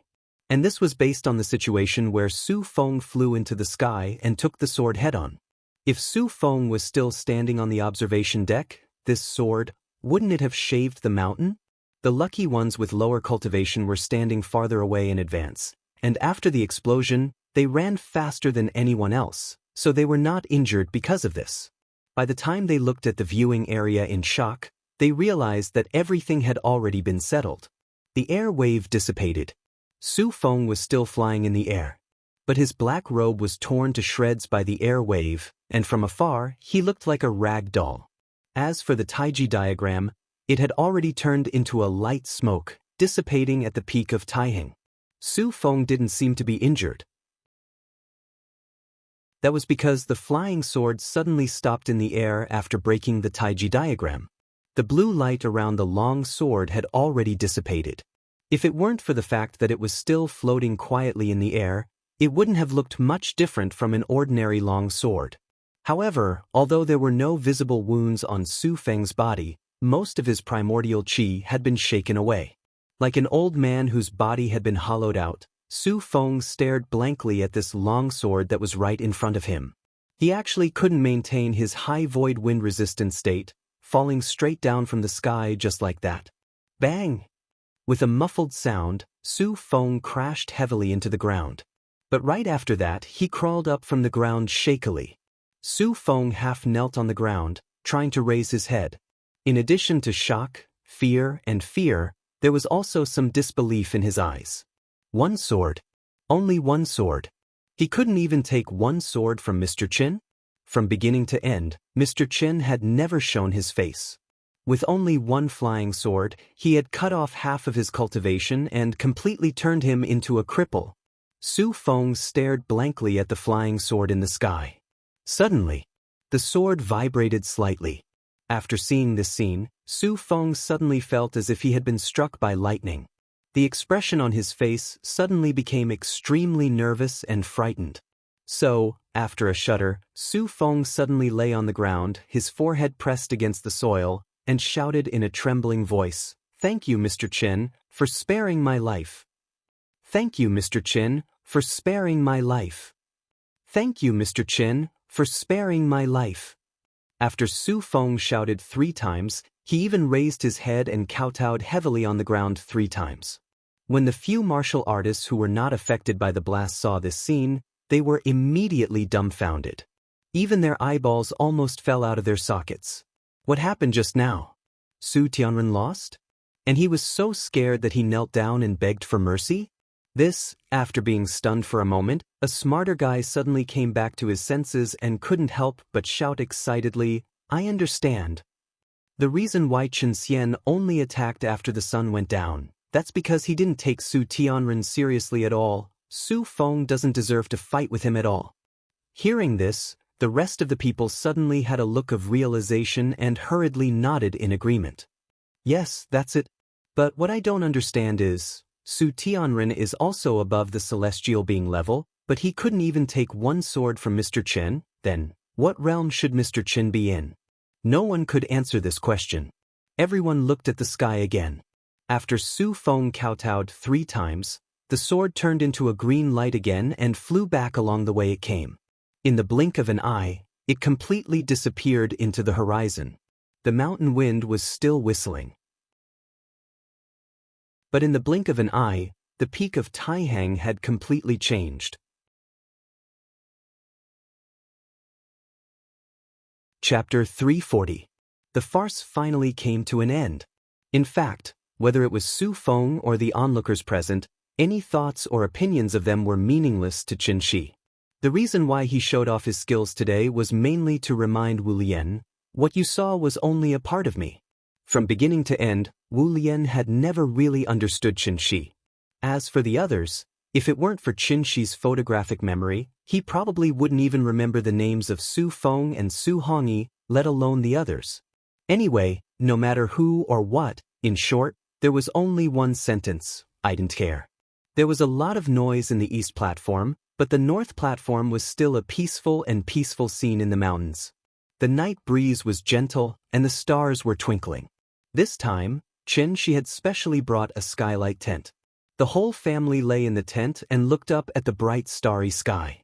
That warm and comfortable feeling made the little guy let out comfortable moans through his nose. She didn't want to say anything. She just kept climbing up and down on Qin Shi and Qin Ruoying, using her parents' bodies as a cushion. It was soft, and very comfortable. The next morning, when the sun just peeked out from the top of the mountain in the distance, the little girl yawned and got out of the tent. After a simple wash, Qin Shi took her to the top of the mountain and looked into the distance. The green mountains in the distance were dark and misty. Far away from the smog of Shangjing, large clouds floated gently on the top of the mountain. Seeing such a beautiful scene, the little girl excitedly ran on the grass. Children at this age were always innocent and beautiful, like a flawless gem, pure and dazzling. She grinned and laughed, like a butterfly swimming in the flowers. Accompanied by the beautiful morning sun, her laughter resounded throughout the mountain. Nian Nian, be careful of the stones under your feet. Don't fall. After packing up the tent, the little girl still didn't want to leave. Qin Ring stood aside and watched her run freely on the grass. This was the fruit of her and Qin Shi's love, the baby she gave birth to after 10 months of pregnancy. Therefore, whenever she saw Nian Nian giggling happily, Qin Ruoying's mouth would always reveal a faint smile. Qin Ruoying quietly accompanied the little fellow. Qin Shi, who was still packing, suddenly turned his head and looked at her quietly. The woman in front of him, whose heart was as simple as a simple flower, was still as moving as ever. Falling flowers are silent. People are as indifferent as chrysanthemums. The beauty of a book can be read. He reckoned that he wouldn't be able to finish reading Qin Ruoying's book in his lifetime. Qin Shi looked at Qin Ruoying quietly, while Qin Ruoying looked at the little fellow quietly. This scene was very similar to the hazy mood described by Bian Jilin in Cliffhanger. You stand on the bridge and look at the scenery. The sightseer is looking at you from upstairs. The moon adorns thy windows, you decorate other people's dreams. And you are my dream. When the family of 3 returned to Scarlet Cliff Castle and got on the bus again, it was already 4 o'clock in the afternoon. The short trip to Taiheng ended in such a joyful atmosphere. Although the little fellow still wanted to continue, when she thought of the 2 brothers who were still waiting for her in the tea house, she couldn't wait to fly back to Shangjing. Because she could show off in front of them again. This little fellow was still young, but she especially enjoyed the feeling of being envied. And the 2 brothers gave in to her, so every time she showed off, even if they weren't interested, they would try their best to look extremely envious. Thinking about it, it was quite difficult for the 2 of them. In the past, when Auntie Zhang took care of Nian Nian, the child was a careful and cautious mimosa. Now that she had been with her parents for a long time, the mimosa had become a little daisy commonly seen on the roadside. Lively and cute, she wasn't weak and delicate like the precious flowers. Qin Shi was very satisfied with this. The bus soon arrived at Shangjing. As soon as they walked out of the bus station, Qin Shi took the little fellow to the parking lot. Before he could reach out to call a taxi, 2 girls in their early 20s suddenly ran in front of him and excitedly pointed at the little fellow and said, "Hello, is this your daughter?" The 2 girls were quite good-looking. Big eyes, sharp chins, and high noses. They were the most popular faces on the internet. The 2 of them wore sports vests that exposed their navel and a pair of tight-fitting sports pants, which perfectly displayed the advantages of their figures. Yes, what's the matter?" Qin Shi had always been very polite to ordinary people, so he simply nodded. "Brother, it's like this. We saw that your daughter is so cute, so we want to ask her to take a short video with us. Just 15 seconds, is that okay?" Short video? The waves of the internet came one after another, so old antiques like Qin Shi were naturally eliminated a long time ago. However, when Qin Ruoying heard the little girl mention the 3 words, short video, she couldn't help but smile and explain, they should be talking about TikTok. Oh, yes, TikTok. Seeing that Qin Ruoying seemed to have some understanding of this, the little girl quickly took out her phone and showed her homepage to Qin Shi. She also specifically pointed at her number of fans, which was more than 400,000, which was quite good. We want to dance a gray dance with our sister. Look, it's this video. There are only 2 or 3 movements, it's very simple. Qin Shi looked at it and found that it was indeed very simple. He looked down at the little fellow and asked, Nyan, sister wants to dance with you, are you willing? Hearing this, the little fellow seemed to be a little shy. She quickly hid half of her body behind Qin Shi. After she felt that she was safe, she poked her head out and glanced at the phone screen that the little girl handed over. Sister, don't be afraid.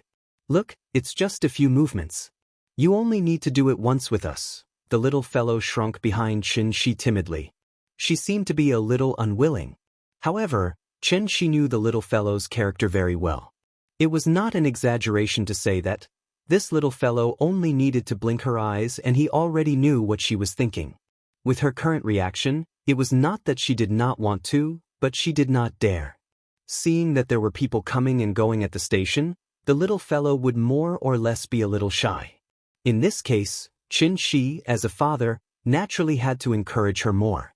Just play for fun, treat it as entertainment, and train her courage at the same time. It was a good thing. Therefore, Qin Shi squatted beside the little fellow and persuaded her for a while. Father's words were always useful, so after hesitating for a while, the little fellow mustered up her courage and nodded. Then she walked out timidly. The movements were indeed very simple. It took a total of 15 seconds. Excluding the head and the tail, it probably took less than 10 seconds to actually jump up. Therefore, after the 2 girls demonstrated it in slow motion, the little fellow remembered most of it. Although she remembered the movements, she did not immediately start. Instead, she pouted and said to Qin Shi, Papa, you dance first. I'll dance after you. I'll dance? Qin Shi looked at the little fellow helplessly, but when he saw her serious face, he did not know whether to laugh or cry. Seeing this, Qin Ruoying not only did not help Qin Shi, but also added fuel to the fire. Just dance for her to see. If you don't dance, how would she dare to dance? Chapter 341. Dancing. For Qin Shi, dancing was not a difficult task. It was nothing more than making one move after another according to the rhythm of the music. But when she thought about how he was going to perform a web celebrity dance in such a crowded place, Qin Shi felt a little weird. It made her feel like her limbs were becoming a little clumsy. At the end of the day, it was still a psychological barrier. However, when he looked at his wife and children's expectant eyes, Qin Shi decided to go all out. As for his reputation, could it be eaten? As a result, such a scene played out outside the busy Shangjing station. A man in a mountaineering suit danced the ash dance with the company of 2 sexy and hot internet celebrities. Looking at his standard movements, he looked like a professionally trained dancer. Qin Shi seemed to be in a good mood today, so after he finished dancing, he even imitated the handsome pose of a celebrity and winked at Qin Ruoying with a domineering expression. On the spot, Qin Ruoying was so happy that she couldn't stand up straight. Daddy is so amazing. Qin Ruoying couldn't stop laughing, but the little girl was obviously shocked by her daddy's handsomeness. Therefore, when she finished watching Qin Shi's demonstration, the little girl couldn't wait to jump in front of the camera. Then, she imitated Qin Shi's left and right hand gestures. Her little face was so happy that it was about to bloom. She was a child, so she didn't need to do anything. As long as she showed a pure smile and was happy from the bottom of her heart in front of the camera, she would naturally receive countless likes. The 15-second video was quickly recorded, but the little girl couldn't stop at all. It was as if she had eaten ecstasy and was completely high. Mommy, you too. The little guy ran to Qin Ruoying's side and pulled her along, wanting her to jump with him. Qin Ruoying couldn't persuade her, so in the end, she could only smile bitterly and dance with her. The 2 girls had picked up a treasure today. Just Qin Shi and his wife's photos alone were enough to win an international photography award, not to mention that they were a family of 3 now. The family of 3 was having a good time here, attracting the attention of the passers-by. Many people even stopped and took out their mobile phones to take pictures. Seeing that there were more and more onlookers, Qin Shi thought about it again and had to stop the little fellow's excitement. After letting her say hello to the 2 sisters, he took her and left directly. Seeing this, the little girl hurriedly caught up with Qin Shi and wanted to leave his WeChat account, hoping that they could take videos together in the future. However, she was decisively rejected by Qin Shi. After all, he had no intention of letting Yen Yen become an internet celebrity. It was fine to play around, but not when it came to other things. This was a matter of principle. Thus, the 2 girls could only stand by the roadside and watch regretfully as the money tree got further and further away from them. Although they had left, the little fellow still hadn't woken up from the extremely magical background music. Thus, she kept pestering Qin Ruing to play music for her. Then she started wriggling excitedly in the car. Looking at her smug look, it was probably the long-hidden nature of the country high that had been activated for a long time.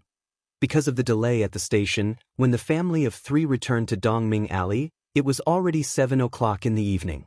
As soon as she stepped through the door, the little fellow rushed into the courtyard with her butt up, and at the same time, she kept shouting, Big cat, come quickly. I'll teach you how to dance." Before the word "vahance" left her mouth, the little fellow suddenly stopped in her tracks. After being stunned for a moment, she looked at the figure next to her and exclaimed, "Auntie, you're back?" Qin Shi and Qin Ruing heard the commotion in the courtyard, and they couldn't help but smile at each other, and then they crossed the Chuehua gate side by side. Wasn't the figure standing on the steps of the east wing Qin Xueqing, whom they hadn't seen for a long time? His sister-in-law was still elegant, but the most eye-catching thing was her right hand. "Oh, your hand has recovered. So fast." Chen Shi looked at Qin Xueqing in astonishment. He really didn't expect her to be able to step into the golden core stage in such a short time. Although his sister-in-law's martial arts foundation was not bad, this speed of progress, it seemed a little too fast? While Chen Shi was still puzzled, Qin Xueqing calmly explained to him, "The organization recently found some rare elixirs. My qualifications are not bad, so I got the priority to use them. With the help of the elixirs, I rushed to the Heavenly Man stage in one go." "Rare elixirs?" Chen Shi repeated it, and suddenly he had some understanding in his heart. As the spiritual qi of heaven and earth became more and more intense, some precious treasures of heaven and earth would naturally be born. With the power of Hua Xia, it was not difficult to collect these rare treasures. His sister-in-law was young, had a solid foundation and good qualifications. In addition, she was originally a great guru at the peak of the Gang realm. After practicing the practice method Qin Shi gave her, she naturally made rapid progress. Therefore, even without the help of external forces, it was estimated that she could soon break through to the Heavenly Man stage. The Heavenly Man was just a pseudo-elixir stage. Only those above the Heavenly Man could barely be regarded as the Golden Core stage. In the blink of an eye, his sister-in-law had reached the Golden Core stage. It had to be said, time really passed quickly. "You haven't been home recently. What have you been busy with?" Qin Ruing also hadn't seen Qin Xueqing for a long time. Now that she suddenly saw her back and her injuries had recovered, Qin Ruing naturally felt happy for her from the bottom of her heart. Therefore, after handing the luggage to Qin Shi, Qin Ruing stepped forward and pulled Qin Xueqing to talk. His wife wanted to catch up with his sister-in-law. As her brother-in-law, Qin Shi naturally didn't want to disturb them. So after taking the luggage, he asked the little fellow to go back to the room to wash her face and change her clothes. But the little fellow didn't pay attention to him. As soon as the big cat came over, the little fellow ran straight to the fish tank with the big cat in her arms. Then, under her leadership, the cat and the fish shook crazily to the music from the mobile phone. Left, right, forward, backward, the little fellow led the dance in front. The big cat squatted on the ground and waved its paws. Big head floated in the fish tank and shook its head and tail. Looking at their silly looks, Chen Shi could only shake his head with a smile. Then he went to the kitchen alone to prepare dinner. While cooking, Chen Shi also pondered about his sister-in-law's sudden return. Actually, even if he used his but to think, he knew that Qin Wanqing was being used by Wu Lian again. The Wu Lian successfully made Chen Shi reveal the tip of the iceberg through Su Feng's provocation. When they finally realized Chen Shi's potential, they immediately transferred their sister-in-law back. They were afraid that Chen Shi would vent his anger on them. On the other hand, they wanted to let Chen Shi see with his own eyes that the Wu Lian would never treat his own people badly. So, they let their sister-in-law get a big bargain. Otherwise, how could they let her use this kind of heaven and earth treasure, which was very helpful for cultivation? As a large organization with an official background, this kind of decision was naturally right. But this kind of behavior made Chen Shi very disgusted. If it was useful, they would hold you in high regard. If it was useless, they would immediately throw you aside, too utilitarian. Chen Shi didn't want to deal with the Wu Lian anymore. So, he decisively put this problem to the back of his mind and turned to think about another problem. If he didn't remember wrongly, Bai Hong once said that the divine gate would open again in a month at most.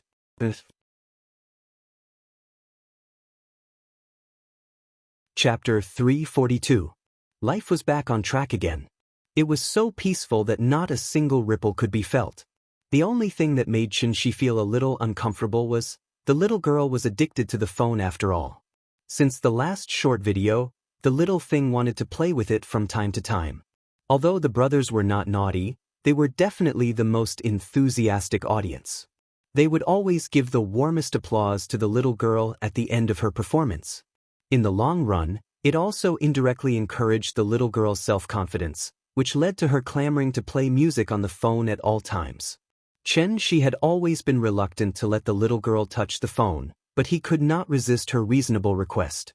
Dancing was a good thing after all, so naturally, he could only let her be. To be on the safe side, Qin Ruing also specifically deleted most of the software on the phone, leaving only the system's music player. But how smart were the children nowadays? When Qin Ruing put the phone aside to play music for the little girl, the brothers could not help but fiddle with it. After all, they had been yearning for magical toys like the phone for a long time. Therefore, even if Qin Ruing had made enough precautions, she still could not stop the brothers from fiddling with it. It did not matter if they were young and illiterate. Anyway, they would always find something new. Therefore, the door to a new world was poked open by them one by one. Aunt Zhang and Gu Lao's years of suppression were finally released. For children, how fun were games? Just one look at the picture and the brothers were completely fascinated. Under the leadership of these two bad friends, the little girl was no longer naughty and became addicted to playing games on the phone. When Chen Shi found out and wanted to stop her, she started crying and throwing a tantrum on the spot, refusing to put down the phone in her hand. The phone is fun. I want to play with the phone. I don't want toys. I want to play with the phone. This time, Chen Shi was at his wit's end. Pandora's box had been opened, and it was basically impossible to close it again unless their memories of this period were erased. But Nian was his daughter after all, and the child was still so young. How could Chen Shi bear to use magic to forcibly erase her memory? What's more, it was already the era of the mobile internet. Mobile phones had become a necessity in life. No matter how much one tried to prevent it, the child would come into contact with a mobile phone one day. Therefore, the only thing Chen Shi could do now was to set some rules with this little thing and set a time limit for it to play every day. It's okay to play with your phone, but you have to learn self-control first. This was more important than anything else. It was precisely because of this that how to cultivate Nian's self-control became Chen Shi's top priority. For this reason, Chen Shi didn't even have time to play chess with Gu Lao. Almost every day he would try to find some fun things to do, such as boating, fishing, flying kites, and other outdoor activities. Chen Shi only hoped that this could distract the little girl's attention, so that she would not hold the phone all day long. The hearts of all parents in the world. Just like that, the days passed by one by one. While Chen Shi was busy taking care of the child, he did not completely idle. Instead, he took the time to do something bad. And that was, including the Sundial Brilliance Temple, The 5 temples left by the Taiching divine ancestor were all demolished. By searching the memories in Bai Hong's mind, Chen Shi found the remaining 4 temples and wantonly destroyed them. The escape route left by the Taiching divine ancestor for the ancient cultivators was blocked by him just like that, and the reason why Chen Shi did this was mainly because the divine gate was always an uncertain factor. He did not like this feeling very much, as if someone would emerge from the divine gate at any time. And last time when the divine gate closed, Chen Shi had already noticed an extremely powerful aura from it. The unknown represented danger. It was not that Chen Shi was afraid, but he did not want his family to face any danger. Not even a little bit. The ancient cultivators had left for too long. After so many years of evolution, the earth had long changed. They were no longer suitable for this era. This was the modern era, not the ancient mythological era. So after thinking for a long time, Chen Shi finally made such a selfish decision. He destroyed all the temples that served as coordinates and completely blocked the ancient cultivators' return route, so that they would obediently stay in the great world and not come out to cause trouble from time to time.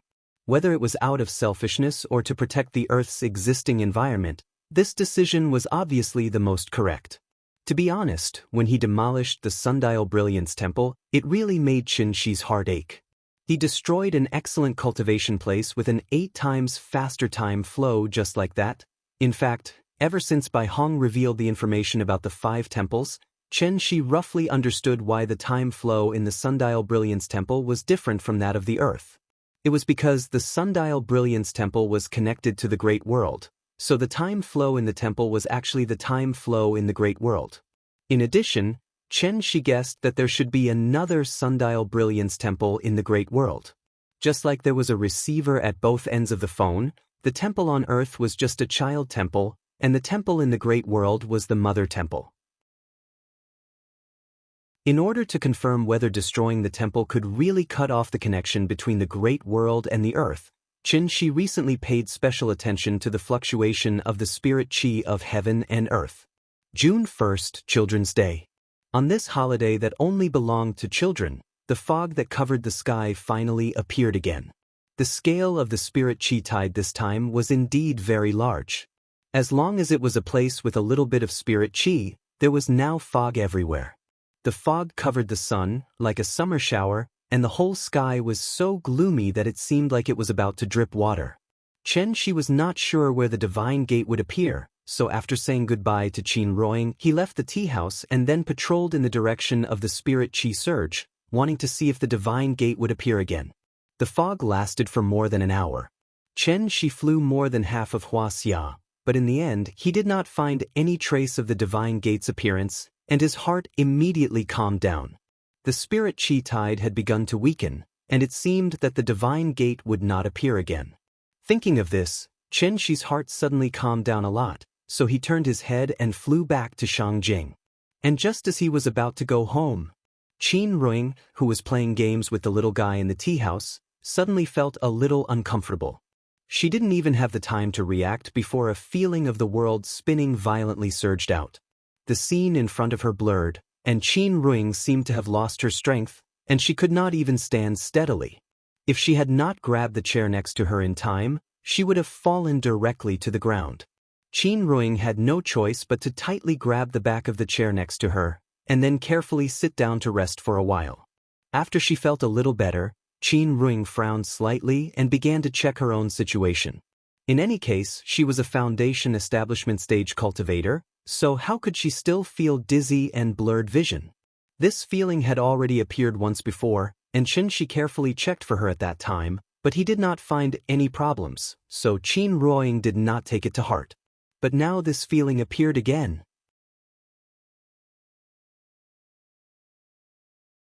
Chapter 343. For a foundation establishment stage cultivator to frequently experience dizziness and blurred vision, this was clearly a very strange thing. Therefore, when Chen Shi came back, Qin Ruoying immediately told Chen Shi about this matter. When she said this, Chen Shi immediately exploded like a big cat. Gu Lao greeted him with a smile, but his face was cold. He didn't even respond and directly pulled Qin Ruoying to the back kitchen of the tea house. Chen Shi couldn't be blamed for losing his composure. After all, there weren't many things in this world that were worthy of his attention. If something really happened to Qin Ruoying, Chen Shi was afraid that he would go berserk on the spot. He would never be as harmless as before, but it was strange. Although Qin Ruoying's aptitude was average, in any case, she was now able to cultivate, right? Her earth soul had returned to her body. In the case of 3 complete souls, how could she fall ill? Not to mention what realm Qin Ruoying's cultivation had reached. Even if she really did have some kind of strange illness, Qin Shi, as the best doctor in the world, wouldn't be able to find the problem? Due to all kinds of worries, Qin Shi was really nervous this time. Where did the problem come from? Out of caution, Chen Shi first used the amplification effect of the soul crystal to greatly increase the strength of his divine soul. Only then did he release his divine sense to carefully investigate Qin Ruoying's body. There was no problem with the body's organs, 5 viscera, 6 bowels, and 8 major systems. Since the whole person was healthy, the problem was obviously in the divine soul. Therefore, Chen Shi gave the soul crystal to Qin Ruoying, and then let her try to let her divine soul out of her body. Perhaps it was because Qin Ruoying's current cultivation was too low, so even if he used the soul crystal to force her divine soul out of her body, Chen Shi couldn't see anything wrong with her divine soul. From the perspective of an immortal cultivator, the soul was the most important organ in the human body. Without the soul, a human would be nothing more than a walking corpse. An ordinary person's soul was hidden in their heart aperture. Only after they had successfully cultivated could their soul leave their heart aperture and completely merge with their yuanying, becoming the second life of the cultivator. As long as yuanying did not die, her spirit would not be destroyed. That was why there was the saying of possession and rebirth. The heart aperture was where the soul was stored. It was also the most mysterious and important part of the human body. Since he could not find any problems with the divine soul, Chen Shi speculated that the problem should lie here. Therefore, he was now faced with a choice, and that was, should he allow his spirit to enter Qin Ruoying's heart aperture? Chen Shi had never tried to let his spirit enter someone else's heart aperture. After all, what was the difference between this and possession? He believed that other than Qin Ruoying, there was absolutely no one in this world who would let him enter their heart aperture without reservation. Chen Shi was somewhat apprehensive, because the difference in their cultivation was too great. If Qin Ruoying's divine soul was a small pond, then Chen Shi was the boundless ocean. What would happen if he poured the water from the ocean into a small pond? Chen Shi had never heard of such a situation, so naturally he had never seen it before. Therefore, not to mention trying it out, just imagining it made him somewhat fearful. Qin Ruoying was the most important person in his life. If something went wrong and hurt her heart aperture, Chen Shi was afraid that he could only commit suicide to apologize to the world. What to do? He couldn't advance or retreat. For a moment, Chen Shi was stunned. Qin Ruoying saw Chen Shi's worry, so after thinking about it again and again, she said gently, "Shi, don't worry so much. You see, I'm fine now. It shouldn't be a big problem." Chen Shi did not immediately reply. After a long silence, he said with a dignified face, "No, this matter is not simple. We must find the problem." After saying that, he wanted to use the soul crystal to check Qin Ruoying's divine soul again. But at this moment, the little girl suddenly ran over with her phone in her arms. "Mama, the phone is ringing. The phone is ringing." Although she was illiterate, she could still distinguish between ringtones and music, so she ran to Qin Ruoying's side and held the phone high as if she was presenting a treasure. Qin Ruoying took the phone and found that she did not receive a phone call, but a text message. The sender was Qin Yongyan, and the content was very short. The general meaning was that he had something to do and was going out for a while, so the couple did not have to worry. Qin Yongyan had always lived in seclusion. Today, he went out for the first time, which made Qin Ruoying feel a little strange. However, the elders naturally did not need to report to the younger generation, so she did not take this matter to heart. After showing it to Chen Shi, she returned the phone to the little girl. The little girl was busy playing games. She took the phone and ran out of the hall. But just after she ran 2 steps, she seemed to have thought of something. She quickly turned her head and asked with a puzzled face, Mama, what are you doing here? Mama is talking to Papa about the purchase of goods. Oh. The little girl nodded woodenly, but her legs seemed to be rooted to the ground, and she stood there motionless. With her current reaction, she did not need to think to know that the little girl wanted them to go out and keep her company because they had not come out for a long time. This made she feel very gratified. Games were not as important as parents. Meanwhile, you see, on an unknown island. Just like the ice and fire island described by Mr. Jin Yong, it was full of spiritual energy and full of vitality. The scenery on the island was even more beautiful, like a fairyland. Such an excellent tourist spot, but so far, few people knew about it. No one had set foot on it all year round. This island was the legendary East Sea Immortal Mountain, Diu Island. The reason why ordinary people could not find this island was that there was a large array on the island that gathered spiritual energy, defended it, and concealed it. The ancient cultivators had left, but their inheritance was left behind. The village hidden in the depths of Qinling was the place of inheritance, but there was more than one place of inheritance in this world. Diu Island was one of them. Diu Island was also a place of inheritance, but there was a big difference between Diu Island and All Saints Valley. All Saints Valley was run by the clan elders. As long as foreign cultivators passed the test of the clan elders, they could join All Saints Valley and officially become a member of the village. The two words, Fangxin, carved on the stone tablet outside the village were the foundation of the village. Shape does not exist, Fangxian accepts. All rivers run into the sea. All Saints Valley was very inclusive, so whether it was martial artists, necromancers, or other inheritances, everyone could live in harmony in the village and learn from each other in order to break through to the diviner level as soon as possible, or even ascend to the divine gate. Compared to All Saints Valley, Diu Island was more mysterious and naturally more isolated. It did not accept outsiders and was never open to the outside world, so the residents of the island had always had the same surname. They were of the same clan and had been passed down from generation to generation.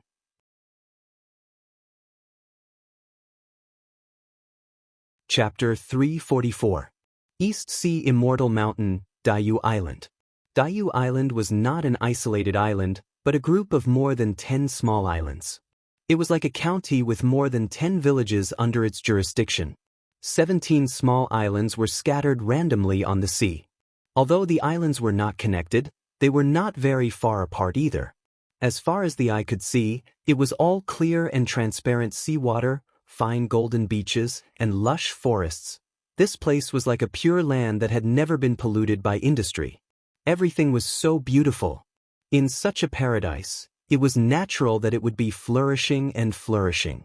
Therefore, the residents of the island all had the same surname, Tsung. One had to know that the origin of surnames could be traced back to the birth of new humans. At that time, humans were still in a matriarchal system, so many surnames had the word woman in them. Jiang was one of the 8 great ancient surnames. Ever since the ancient cultivators left, the Jiang clansmen left on Earth had sealed themselves on Diu Island. If not for the serious dangers of close kin reproduction and the need to inject new blood into the clan from time to time, the Jiang clan would never allow any outsiders to set foot on Diu Island. It was precisely because the Jiang clan had followed the ancestral teachings of seclusion for so many years that the Jiang clan's inheritance was extremely complete. This had become the thing that the Jiang clan was most proud of. Just like the rumors in the outside world, they were what the ordinary cultivators were talking about, descendants of immortals. However, due to the gradual weakening of Earth's spirit energy, even the ancient cultivators could only stay away from it, let alone these abandoned children left behind on Earth.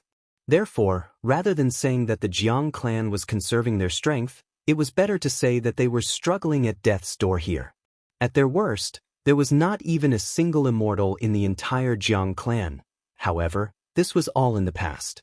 With the gradual recovery of spirit energy, the Jiang clan was about to welcome its most glorious moment. The current clan leader, Jiang Yuankue, was very confident about this. On this day, Jiang Yuankue was handling clan affairs in the ancestral hall of Qixia Peak when a clan disciple suddenly came to report, interrupting his train of thought. Clan leader, someone wants to see you. Who is it? This person is from the All Saints Valley. His name is Qin Yongyan. All Saints Valley? Wasn't it destroyed long ago? Jiang Yunhui repeated this phrase, and a faint smile appeared on his face. It was obvious that there had been some unpleasantness between Daiyu Island and All Saints Valley. Jiang Yunhui pondered for a moment, then coldly said to the messenger, "It seems that those old things are really dead. Now, a junior of the young generation wants to see me? Tell him to scram." Hearing this, the messenger had an extremely awkward expression on his face. After a moment of hesitation, he said cautiously, "Sir, that person also said that he is Mr. Chen's father-in-law, Mr. Chen?" Jiang Yuankue froze for a moment. Then he seemed to think of something, but he wasn't sure. He frowned and asked, "Which Mr. Chen?" "He's the one who soared to immortality with a single sword strike in Taiheng Mountain." Jiang Yuankue was silent. After a long moment of silence, he said solemnly, "Tell him to come see me." "Yes, Patriarch." At the foot of Qixia Peak, Qin Yongyan stood proudly in front of the mountain gate in a plain robe. Although it was called a peak, it was actually only a few dozen meters high. From afar, one could see the cornice of the ancestral shrine at the top of the mountain. Perhaps it was because no stranger had appeared on Daiyu Island for a long time, so when Qin Yongyan stood there, countless Jiang family members couldn't help but come to take a look. Qin Yongyan was like an old monk in meditation. After standing there for more than 10 minutes, the Jiang clan member who went to deliver the message hurriedly rushed over. "Mr. Qin, please come with me." Then, the man led Qin Yongyan to the square outside the ancestral shrine. Qin Yongyan had been silent the whole time, but when he arrived at the square, he set his eyes on the giant bronze cauldron. This giant cauldron, All Saints Valley once had one. Qin Yongyan didn't have to wait long in the square before a man in a brown brocade robe strode out. This man looked about the same age as him, probably in his 40s, but his tone was slightly arrogant. As soon as he saw Qin Yongyan, he asked impatiently, "Tell me, why are you here?" Junior Qin Yongyan greets Mr. Jiang. Cultivators naturally couldn't be judged by their appearances. Although Jiang Yuankue's attitude wasn't good, Qin Yongyan still bowed respectfully to him. Jiang Yuankue naturally had the right to be arrogant. After all, his age and seniority were much higher than Qin Yongyan's. However, when Jiang Yuankue approached Qin Yongyan, he suddenly realized Qin Yongyan had actually stepped into the celestial being realm, which surprised Jiang Yuankue quite a bit. A junior with the surname Yong should be between 40 and 60 years old, but he had already stepped into the celestial being realm? This kind of cultivation aptitude was rare even in the Jiang family. No wonder this man dared to climb Qixia Peak alone to ask for a meeting. Jiang Yuankue frowned as he sized up Qin Yongyan. Seeing that he didn't answer, Qin Yongyan cupped his hands and bowed. He said directly, "I know that outsiders are not allowed to set foot on Daiyu Island. The reason why I came so abruptly this time is that I have a question that I would like to ask Mr. Jiang." "Tell me about it." Because the Jiang family's inheritance was relatively complete, since ancient times, many cultivators had wanted to come to the island to seek guidance. Under normal circumstances, if it didn't involve too many secrets, or if he happened to be in a good mood at that time, the Jiang family's patriarch would answer the question, which could be considered as forming a good relationship with the outside world. As a result, the Jiang family's reputation naturally became more and more well-known. "Thank you, Mr. Jiang." Qin Yongyan bowed again, then slowly said, "I have an only daughter who entered the ancestral hall at the age of 8 and became Xian Nu. In the blink of an eye, 20 years have passed, and my daughter has married and has children, living a stable and happy life," Qin Yongyan narrated in a calm tone. But when Jiang Yuankue heard the two words, Xian Nu, he frowned on the spot. This was because he had already guessed what Qin Yongyan wanted to ask. Just as expected, Qin Yongyan said some seemingly long-winded words, but in the end he suddenly changed the topic and said, "My wife is also Xian Nu, so I know very well that most Xian Nu won't live past 40. This kind of tragedy has happened once before, and now it's happening to my daughter again." Let me say something disrespectful to the ancestors. If I could turn back time, even if I had to sacrifice my life, I would never let my daughter become Xian Nu. Unfortunately, it's too late to say anything now. Speaking up to this point, Qin Yongyan raised his head and glanced at Jiang Yuankui. Then, with a solemn expression, he said, "This junior has heard that most of the mystical maidens of the Jiang clan will have good endings. Therefore, I took the liberty to visit. I only hope that Mr. Jiang can dispel this junior's doubts and save my daughter who has finally managed to live a good life." After saying this, Qin Yongyan bowed again, very respectfully to Jiang Yuankui.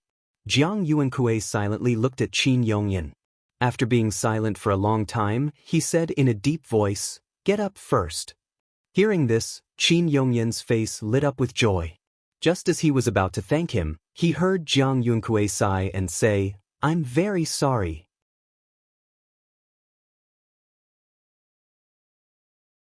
Chapter 345. The sea breeze blew over the mountains and over the treetops, gently carrying fallen leaves to the square outside the ancestral shrine. After hearing Jiang Yuankui's reply, Qin Yongyan's heart sank. He hurriedly bowed and begged, "I have also heard that the Jiang clan's secret has never been mentioned to outsiders. However, this matter concerns my daughter's life, so I have no choice but to treat it seriously. Mister, you are the leader of a clan.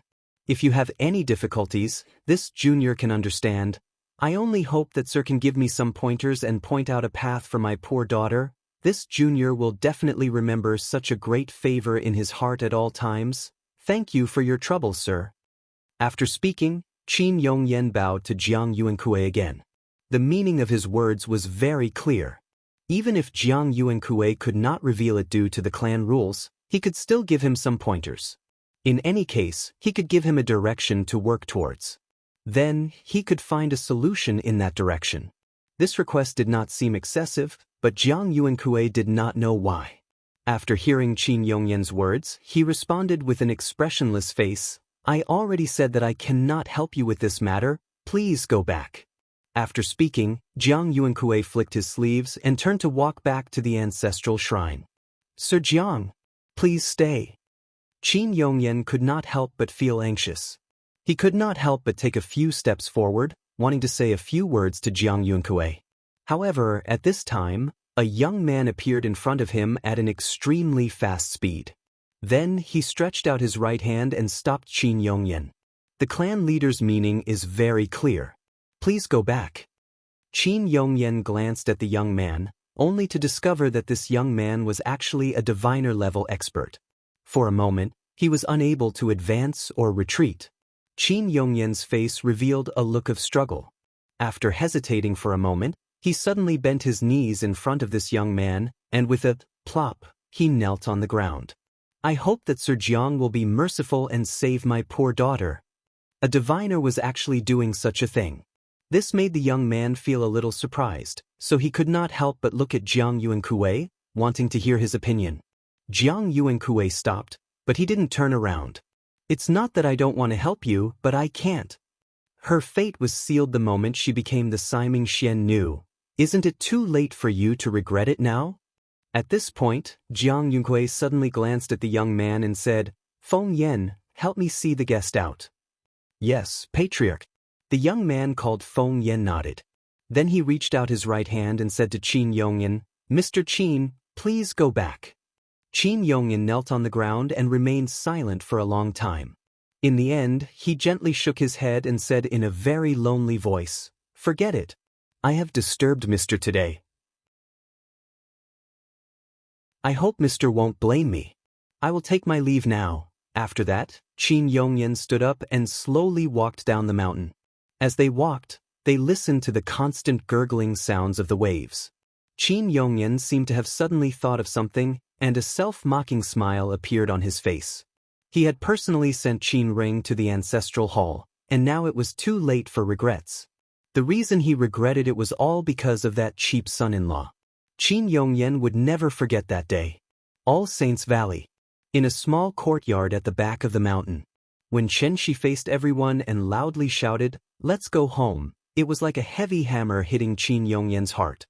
His voice was as loud as a bell and as loud as thunder. It also made him completely wake up. Qin Yongyan was in great pain as he watched his lover die in his arms, but he didn't understand why he was in pain. Everything about the Siming Xiannu was normal for everyone in the village. In everyone's opinion, becoming the Xiannu was always an extremely glorious thing. Even if they knew that the Xiannu would have a shorter lifespan. Becoming the Xiannu was the most glorious thing in All Saints Valley since ancient times. Children of 8 or 9 years old were ignorant. If the elders said that the Xiannu was good, the children would naturally want to become the respected Xiannu. Until they reached adulthood, until they died prematurely due to the exhaustion of their lifespan. They always believed that being able to become the Xiannu was their blessing. Everything had been deeply ingrained in them. Qin Yongyan finally understood why he had felt pain in the past. What was the purpose of life? For the current him, being able to see his daughter grow up and live a happy and stable life was the most meaningful thing. As for the rest, it wasn't important. In order to make up for his mistakes, the first thing Qin Yongyan did after becoming a diviner was to seek help from Daiyu Island. Since the rules were set by humans, they could naturally make 1 or 2 exceptions. But unfortunately, Qin Yongyan's ability was limited, and he didn't have enough face. Jiang Yuankue obviously couldn't break the rules for him. He couldn't, but someone else could. Thinking of this, Qin Yongyan couldn't help but chuckle. But there was a bit of loneliness, a bit of unwillingness in that smile, and at the same time, a bit of consolation. He was old. He couldn't take care of his daughter like before. He had taken care of Yingying for half his life, but now this responsibility fell on the shoulders of someone else. For a father, this feeling was indeed a bit complicated. But no matter what, as long as Yingying could be happy, as a father he didn't care. Polygonum Zhigu, Banditi Hao. Mourning for my parents who gave birth to me. Polygonum Zhigu, Banditi Hao. Mourning for my parents who gave birth to me. When Qin Yongyan's figure disappeared from the foot of the mountain, Jiang Fengyan thoughtfully came to the ancestral hall. There were no outsiders present, so Jiang Fengyan directly called out to Jiang Yuankue, "Father." Jiang Yuankue held 3 sticks of incense and stood in front of the ancestral tablets respectfully. After inserting the incense in his hand into the incense burner, Jiang Yuankue turned around and asked, "Is he gone?" Jiang Fengyan responded. Then, he said with a confused expression, "Father, I don't understand. What don't you understand? You don't even know this, do you? Qin Yongyan's daughter is called Qin Ru. I heard that it was because of her that the All Saints Valley was flattened by Mr. Chen. So what?" Jiang Fengyan was stunned for a moment. He seemed to be completely unable to understand Jiang Yuankue's approach, so he hurriedly said, "Father, Mr. Chen is above the celestial being. It's completely inappropriate to offend him over a few words, right?" Jiang Yuankue didn't answer. Seeing this, Jiang Fengyan gritted his teeth and continued, "The spirit energy has been surging too much recently. Second granduncle may break through at any time.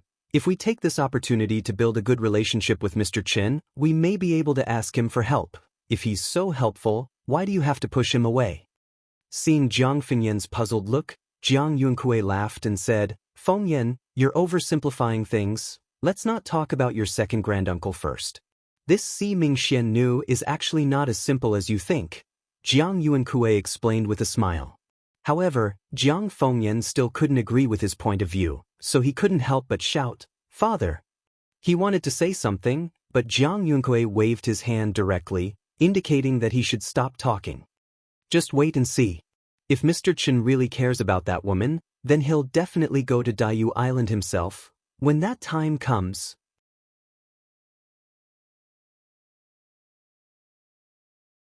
Chapter 346. Because of Qin Ruoying's illness, Qin Shi had been thinking hard about how to solve it, so he didn't realize that he was neglecting the little one. Since he came back, it was the first time he completely ignored the little one's feelings. Of course, the little one was a little unhappy. "I'm not happy. I'm not happy." So, early in the morning, the little one stuck to Qin Shi and insisted that Qin Shi play games with her. She didn't know why she suddenly became so clingy.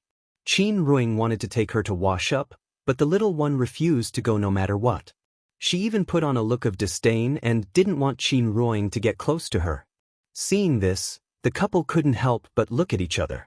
Why did this child suddenly start to throw a tantrum? Qin Ruoying couldn't do anything about it, so she had to let Qin Shi serve her. How to serve her? He could only play games with her and make her happy. The little one especially liked to play Fruit Ninja, which was a casual game that was popular all over the world. As long as you cut the fruit on the screen with your finger, you could get points. Although the gameplay was simple, it was very playable. Qin Shi patiently played with her for a while, but the little thing was getting more and more excited. No matter what she said, she wouldn't wash up. Qin Shi had no choice but to snatch the phone from her hand and show her a series of gorgeous combos. Then, he pretended to be careless and deliberately cut the bomb and died. Seeing that her father was so powerful but still died, the little one immediately laughed happily. Seeing that she was finally happy, Qin Shi immediately carried her to the bathroom and helped her wash up as fast as he could. After that, Qin Shi used a lot of effort to make the little one swallow her breakfast.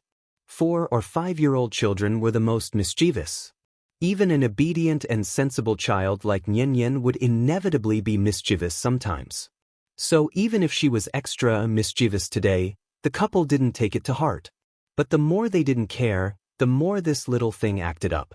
On the way to the tea house, Qin Shi said to go left, but she insisted on going right. It was as if she was deliberately going against Qin Shi. She was already so pretentious. If Qin Shi still didn't realize that the little fellow was deliberately being difficult, he would be too irresponsible as a father. Thus, Qin Shi squatted beside the little girl, preparing to coax her. However, this little thing proudly turned its little face away and put on a look of not wanting to talk to him.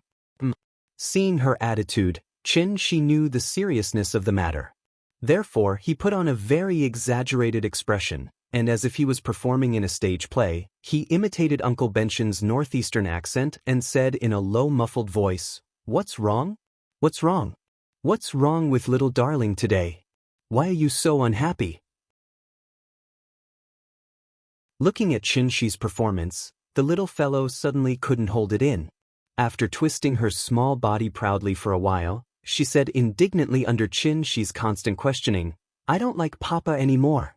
After that, the little thing made a gesture to push Qin Shi away. Looking at her aggressive posture, how could he let go of her at this time? Therefore, Qin Shi hugged her tighter. "Oh, what's wrong? What did Papa do to make you unhappy? Don't you always say that you like Papa the most and then Mama the most? Why don't you like Papa all of a sudden?" Hearing this, the little thing seemed to suddenly think of something unhappy. She pouted on the spot, and then said to Qin Shi with a stubborn face, "I don't like Papa anymore. Go and play with Mama. Don't play with me." As soon as these words came out, the couple couldn't help but laugh out loud. It turned out that, was his daughter jealous of her mother? Recently, Qin Shi had been sticking to Qin Ruoying all day, for fear that something would happen to her. Although the little fellow had games to play and the two brothers to accompany her, her father's abnormal behavior still attracted her attention, and she couldn't help but feel a little down in her heart. Papa used to care about her a lot. Papa also cared about Mama, but he cared more about her. The little fellow was now in the sex bud stage, and it was actually very normal for her to have an Oedipus complex. This was a stage that children had to go through in their growth process. It was not a twisted mentality, nor was it a big problem. Because once this stage was passed, they might completely forget that they had a complex relationship with their biological father against their mother. In this regard, Qin Shi naturally had to make appropriate guidance. So after thinking for a while, he looked into the little fellow's eyes and said to her very seriously, "Nian Nian, do you know? Mama is sick?" Hearing this, the expression on the little fellow's face suddenly froze. She seemed to be very surprised, and after hearing Qin Shi's words, she quickly turned to look at Qin Ru. Aunt Zhang's health wasn't good, and she used to have old illnesses from time to time. The little fellow stayed by her side all year round, so she was very sensitive to the word sick since she was young. This was because she knew that once her grandmother fell sick, she would feel very uncomfortable, and sometimes she couldn't even stand up. She had never experienced that feeling, but she could still feel her grandmother's pain from the side. Therefore, every time this happened, she would be exceptionally obedient and wouldn't cause trouble for Aunt Zhang at all. Now that Shi suddenly said that Qin Ruing was sick, it naturally brought back the little fellow's bad memories, so she hesitated for a moment and then asked timidly, "What's wrong with Mama?" "Mama is sick." Although it's not very serious, there's no way for her to recover in a short period of time. "Oh." The little fellow blinked her eyes, and her expression was a little stiff, as if she didn't understand what Shi meant at all. Seeing this, Shi continued to try to guide her. When a person is sick, they will become very weak. Does that mean they need someone to take care of them? This time, the little fellow finally understood, so she nodded and answered resolutely, "Yes. You and Mama are the people that Papa cares about the most. Now that Mama is sick, shouldn't Papa take good care of Mama?" "Yes. But Papa has to take care of Mama, then he won't have time to play with you. Will you be angry?" "No. I'm not angry. Nian is so sensible." Mua. Seeing that the little fellow listened to his words, Shi kissed her little face as a reward. After Shi's reasonable guidance, the little fellow seemed to realize that her previous behavior was wrong, so after hesitating for a while, she signaled Shi to let go of her. After Shi put her on the ground, the little fellow jumped to Qin Ruing's side, then pulled Qin Ruing's hand and said loudly, "Mama is sick, we have to take good care of Mama." After saying that, the little fellow looked up at Qin Ruing and added, "Grandma said that when you're sick, you can't walk. We have to hold Mama's hand and walk." This silly child, just now he was still cold to her, but now he suddenly became very kind. His face changed faster than flipping a book. Looking at the cute little thing in front of her, Qin Ruing couldn't get angry even if she wanted to. So she could only smile and rub her head, then rolled her eyes at Shi as if she was complaining silently, "It's all your fault."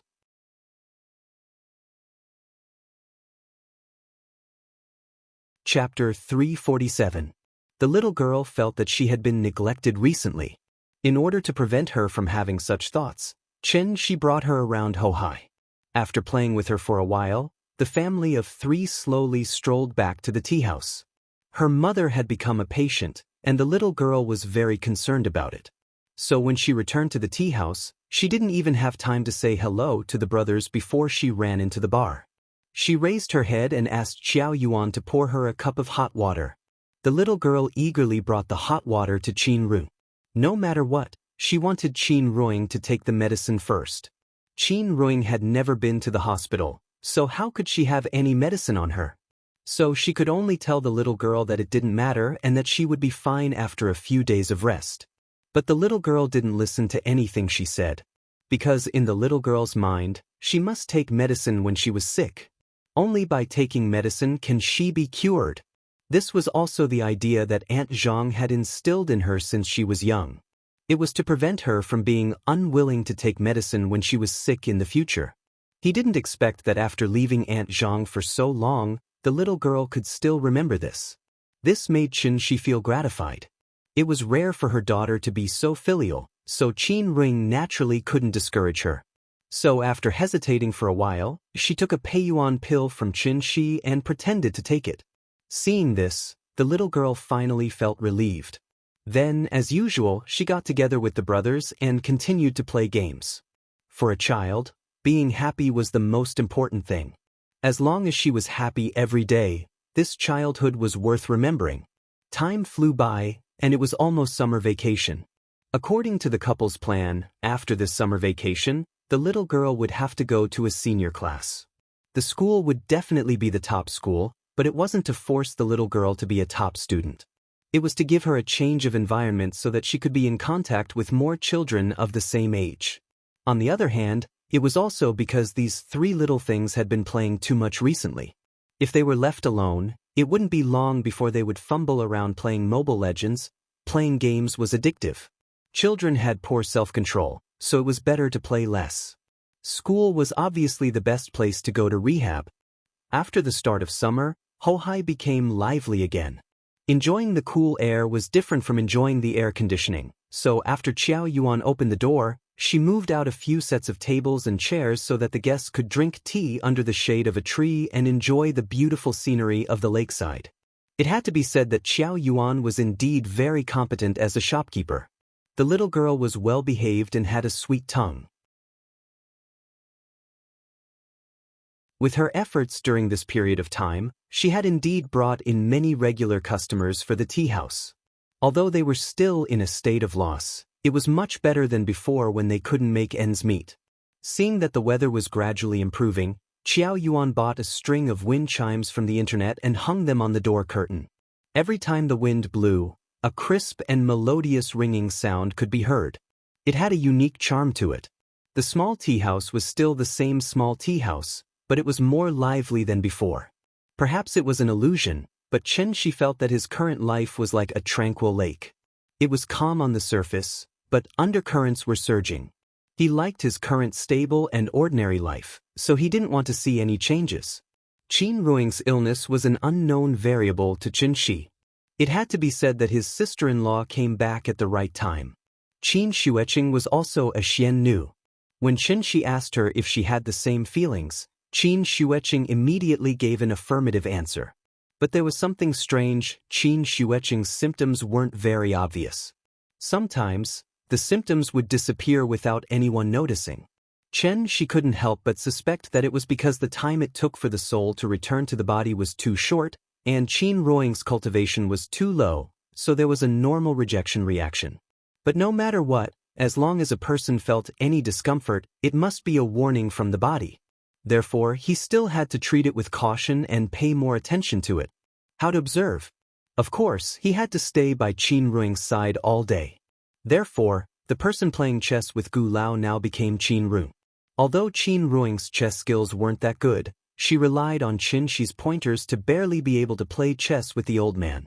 Wasn't this the same as slaying Gu Lao's dragon? The three people chatted while playing chess, when the wind chime at the door suddenly rang. Ring, ring, ring. The sound of the wind chime was crisp and pleasing to the ear. Qin Ruing subconsciously turned her head to look, and was immediately shocked and stood up. Dad? Why are you here? The person who came was Qin Yongyan. He was wearing a white traditional training suit today. This kind of outfit was particularly eye-catching in Hohai, which was famous for its bars. Qin Ruing smiled and went forward to greet Qin Yongyan. Chen Shi also stood up and greeted, Dad. But as soon as the voice fell, Chen Shi slightly frowned. Something seemed wrong. Qin Ruing didn't notice the strangeness. After introducing Qin Yongyan to Gu Lao, she pulled Qin Yongyan to sit on the side and talked. Dad, is this your first time here? I thought you couldn't find it. I just came back from outside. Seeing that you weren't at home, I thought I'd come here to take a look. Okay, I'll call Nian Yin over and let her play with you for a while.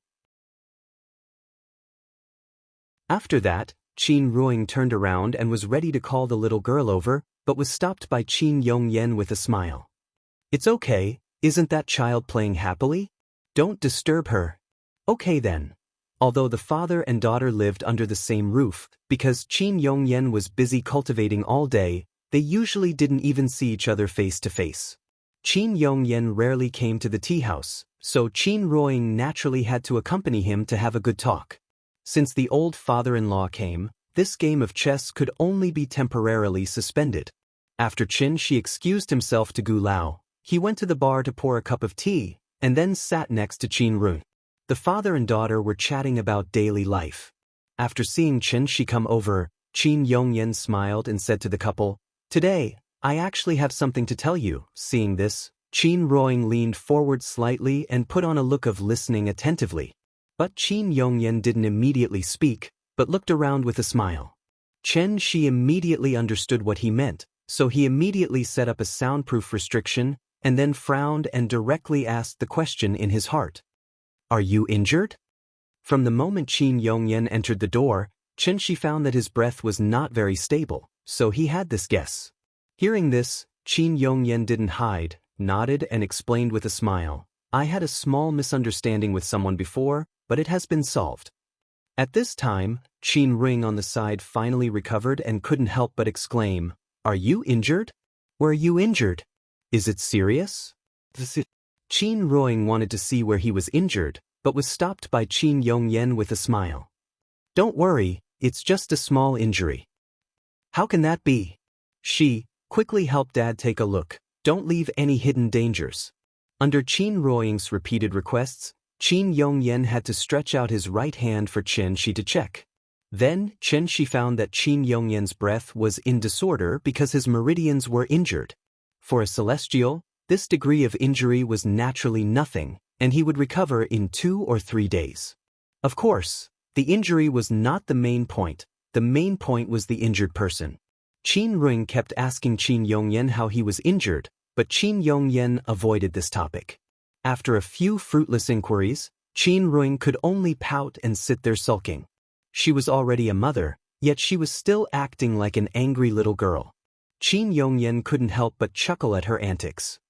Yingying, I came here today mainly to talk to you about some things about your mother.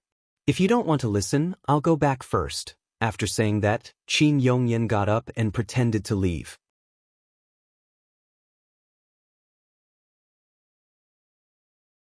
Chapter 348. Looking at Qin Ruoying's resentful look, Qin Yongyan had a different feeling in his heart. In the blink of an eye, Yingying had grown up and had a child of her own. So fast, Qin Yongyan sorted out his thoughts. After Qin Ruoying sat down quietly, he said slowly, Yingying, do you still remember when you were young, you loved to ask where your mother went? Of course I remember. At that time, when I saw that everyone else had a mother, I couldn't help but feel a little disappointed, so I always pestered you to ask where my mother went. As Qin Ruoying spoke, she couldn't help but look sideways at the little guy. As a mother, she had the deepest understanding of this child's feelings. It's been hard on you.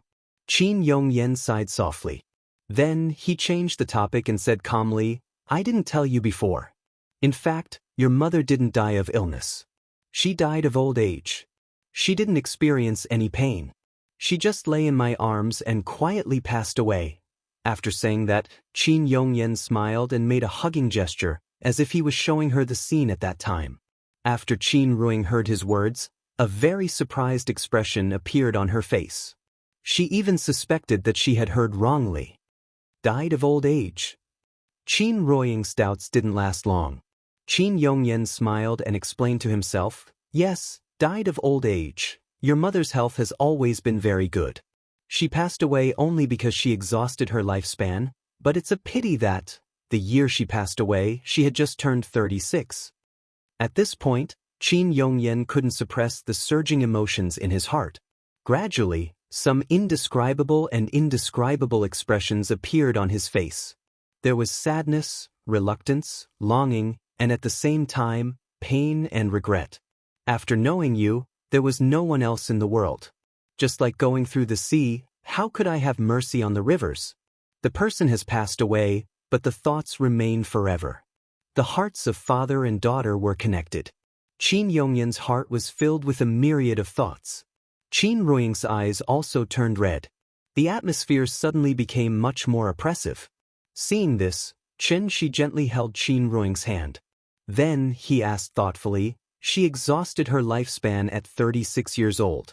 Is there any secret behind this? Hearing this, Qin Yongyan immediately nodded and replied, I came to you today for this matter. Actually, Yingying's mother, she used to be Xian Nu. After hearing the 2 words, Xian Nu's eyes. Obviously, she didn't like this name. Chen Shi noticed Qin Ruoying's strange behavior and gently squeezed her palm, indicating for her to relax and listen to Qin Yongyan first. Xian Nu's status in the village is very high. No matter what wish she has, everyone will try their best to fulfill it. And the reason why they receive such preferential treatment is mainly because most Xian Nu won't live past 40, so this is actually a form of compensation in disguise. After hearing Qin Yongyan's words, Qin Ruoying's face instantly turned ugly. Chen Shi was already mentally prepared for this. He already knew a little about Ming Xian Nu's problem from Bai Hong.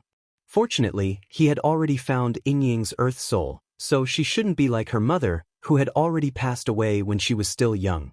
However, although her earth soul was found, Qin Ruoying still had symptoms of dizziness recently. This made Chen Shi very anxious.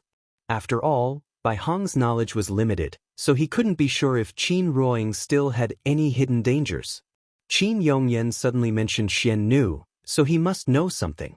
Therefore, Qin Shi immediately asked, "Is there any solution?" Hearing this, Qin Yongyan shook his head and couldn't help but sigh. "I don't know either. Xian Nu of All Saints Valley has a short lifespan since ancient times. Everyone is already used to this. No solution?" "Not really." Seeing Qin Shi's anxious expression, Qin Yongyan couldn't help but feel happy for his daughter. With such a husband, what more could a woman ask for? However, now wasn't the time to talk about this, so after a slight pause, he continued, "Xian Nu of All Saints Valley has a short lifespan, but there's a place where Xian Nu is an exception." "What place?" "Daiyu Island." Then, Qin Yongyan told Qin Shi all the information he knew. Si Ming Xian Nu came from the land of legacy. In this world, there was more than one land of legacy. Floating Mist Mountain, Daiyu Island, All Saints Valley, Misty Pavilion, and the Wind Listening and Rain Observing Building.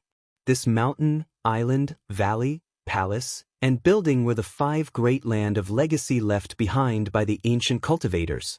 Most of the cultivation legacies circulating in the world now came from these 5 places. Among them, Floating Mist Mountain had disappeared for a long time, and it was hard to find any trace of it. The Misty Pavilion and the Wind Listening and Rain Observing Building still existed, but there had been internal strife in these 2 places, which led to the loss of their legacies. They might not be able to provide any effective help. Therefore, the only place with the most complete legacies was Daiyu Island, which had always been closed to the outside world. In fact, these things weren't much of a secret. Anyone above the peak strength stage would know something about it. Perhaps only hidden experts, like Qin Shi, who would rather deal with aunties in the wet market than communicate with cultivators, knew nothing about these things. Of course, the legacies of Daiyu Island weren't the main point. The main point was, their Xian Nu had a long lifespan. This was definitely not a coincidence. There must be a way to prevent Xian Nu's lifespan from being shortened in Daiyu Island. East Sea Immortal Mountain, Daiyu Island? Qin Shi repeated this sentence, then suddenly thought of something. After looking at Qin Yongyan thoughtfully, he asked, "You went to Daiyu Island the day before yesterday, right?" But without waiting for Qin Yongyan to reply, Qin Shi continued, minding her own business. "In other words, the injuries on your body are related to the people on this island?" Qin Yongyan naturally knew what Qin Shi meant. However, Qin Yongyan didn't intend to take revenge, so he just shook his head with a smile and didn't respond. "Okay, I understand." Speaking of this, Qin Shi suddenly turned to look at the little girl beside him, then waved at her. The little girl was quite sensible. As soon as she saw her grandfather, she directly threw the phone to the 2 brothers and ran over eagerly. "Grandpa, you're here." After the little girl sat in Qin Yongyan's arms for a while, Qin Shi smiled and said to her, "Nyanyan, Mom and Dad are going on a long trip. Do you want to go with us? If you don't want to go, you can stay at home and accompany me. What do you think?" Hearing this, the little girl jumped up from Qin Yongyan's arms as if she had been electrocuted. Then she shouted at the top of her lungs, "I want to go. I'll go wherever you go. Don't leave me behind." As she spoke, the little girl felt so wrong that she was about to cry. Seeing this, Qin Shi could only reach out and pinch her little face, then smiled and comforted her. "Okay, it's okay. We won't leave you behind. How could Mom and Dad bear to leave you behind? If you want to go, we'll definitely take you there." After hearing Qin Shi's words, the little girl's mood suddenly turned for the better. She couldn't help but smile and say, "Then where are we going?"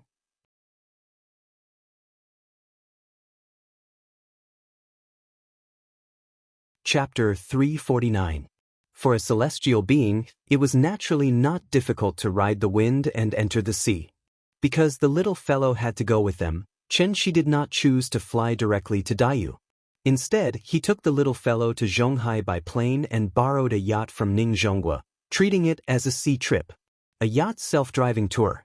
This made the little fellow very happy. Once she got on the yacht, she chattered non-stop. This yacht was the one Ning Zhonghua used to entertain their family of 3 last time.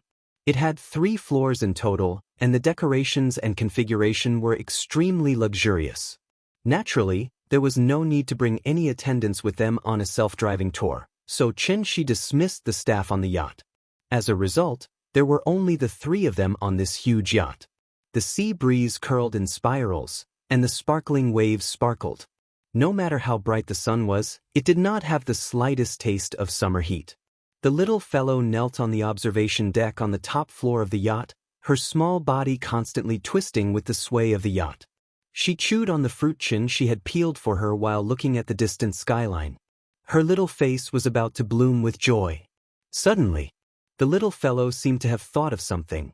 She suddenly jumped into Qin Ruing's arms, and then said very coquettishly, "Mama, the next time we go out to play, can we bring Wenwen and Mingming along? They really want to come out with me to play." Hearing this, Qin Ruing rubbed her head and responded with a smile, "Sure, the next time we go out, I'll persuade Grandpa. If he agrees, we'll bring Wenwen and Mingming along, okay?" "Okay." The little fellow laughed excitedly, her eyes full of excitement and anticipation. However, this excitement soon disappeared. When the city's skyline gradually disappeared from the sea, there was only the boundless sea and the boundless sky left. It was difficult to even see a bird. The blue sea and white clouds. On the boundless sea, there was only one yacht moving forward alone. This was a very beautiful scene, but how could a 5-year-old child know how to appreciate it? Therefore, after the excitement passed, the little guy began to feel a little bored and lay on the sofa motionless. When the last trace of patience was worn out and it raised its head to see the boundless sea, the little thing immediately flipped out. "Not fun at all. Not fun at all. I want to go back." Looking at her aggrieved face, those who didn't know better would think that she had been tricked by her parents. Chen-shi, who was preparing lunch in the kitchen, heard her shout, so he quickly put down what he was doing and quickly walked to the balcony. It would have been fine if Chen-shi hadn't come, but now that he had, the little thing immediately pouted and looked like it was about to burst into tears at any moment. Seeing this, Chen-shi could only stride forward and pick up the little thing from the sofa. Then, he patiently asked, "Nyan, weren't you quite happy just now? Why are you suddenly angry?" "It's not fun here. I want to go back." The little thing's naughty temperament also came out. She twisted her body and kept shouting that she wanted to go home. In fact, she couldn't be blamed for being capricious. After all, the sea couldn't be compared to the mountains. In addition to all kinds of plants in the mountains, there were countless cute animals, but what about the sea? Other than the sea, there was only the sea. The sea was magnificent, but at the same time, it was also lonely. If the voyage was long, even the most experienced crew members could suffer from psychological problems, let alone a 5-year-old child like her. Chen-shi roughly calculated the coordinates given by Qin Yongyan. In fact, the journey wasn't too far. At the current sailing speed, they would probably reach Diyu Island in the evening. Although it was only a 5 to 6 hour voyage, there was no internet or cartoons on the ship. Even if she played with her phone, without the company of the 2 brothers, the little thing would find it boring to play alone. Therefore, Chen-shi pondered for a while and once again took out his trump card, magic tricks. "Nyan, how about this? Daddy will show you a magic trick. I guarantee that you'll find it fun."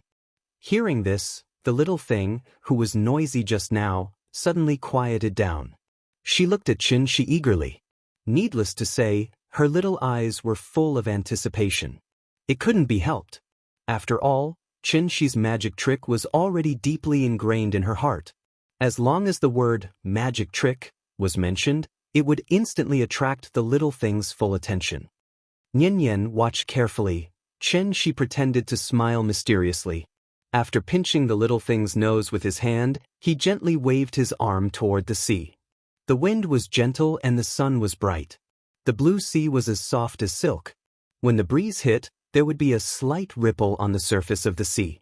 It was unknown what method Chen-shi used, but the moment he waved his hand, the originally calm sea suddenly stirred up waves. After noticing the change in the sea, the little thing subconsciously opened her eyes wide. However, before she could regain her senses, countless fish suddenly jumped from the bottom of the sea.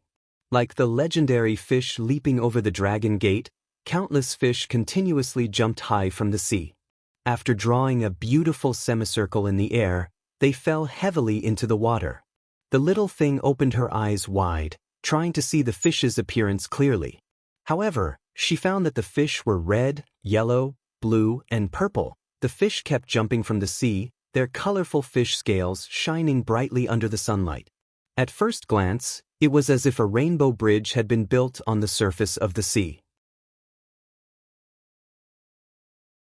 Because there were too many fish, they kept jumping out of the sea and then fell back into the sea. As a result, there was a splash sound on the surface of the sea.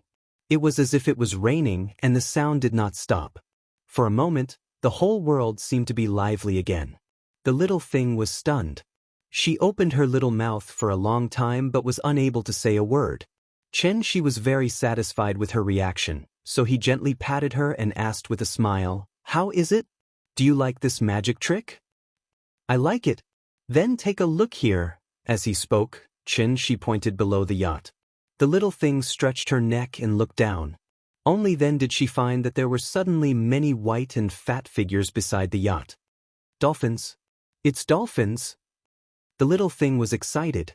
As a regular in children's picture books, dolphins were like stars in the eyes of the little thing, so she recognized them at a glance. The dolphins in the sea seemed to have heard her voice, so they immediately raised their heads and nodded at her. "Papa, they're saying hello to me." The little thing had never seen such a scene before. She immediately waved at the dolphins excitedly. The intelligence of dolphins was very high. The intelligence of an adult dolphin was even equivalent to that of a 6- or 7-year-old child.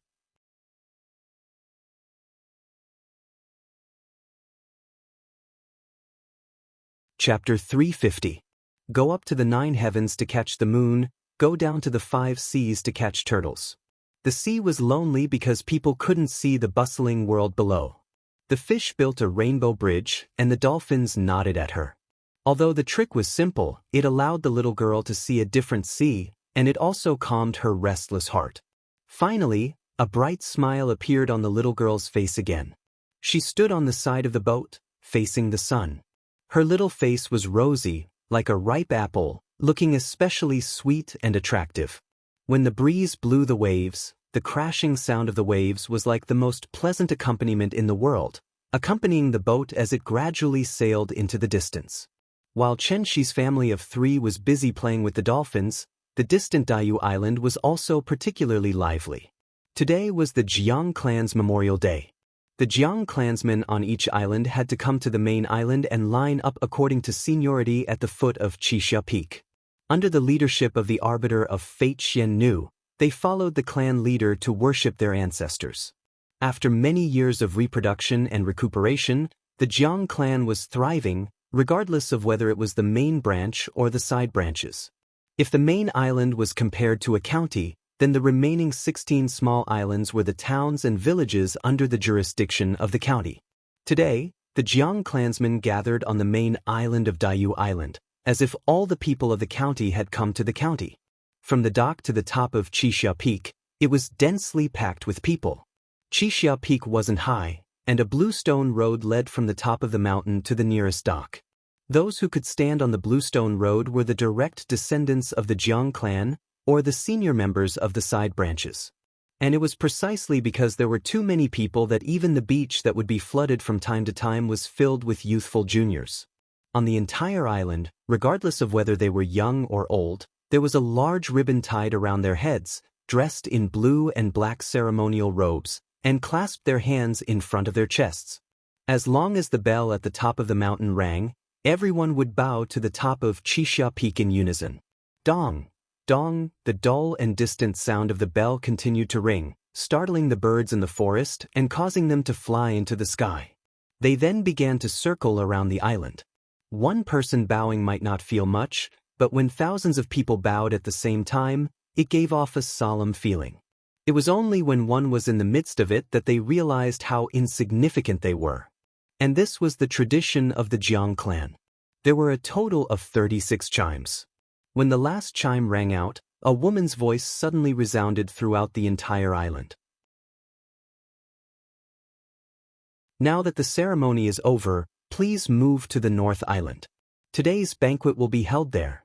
After hearing this, the solemn scene on the island was no longer as solemn as before.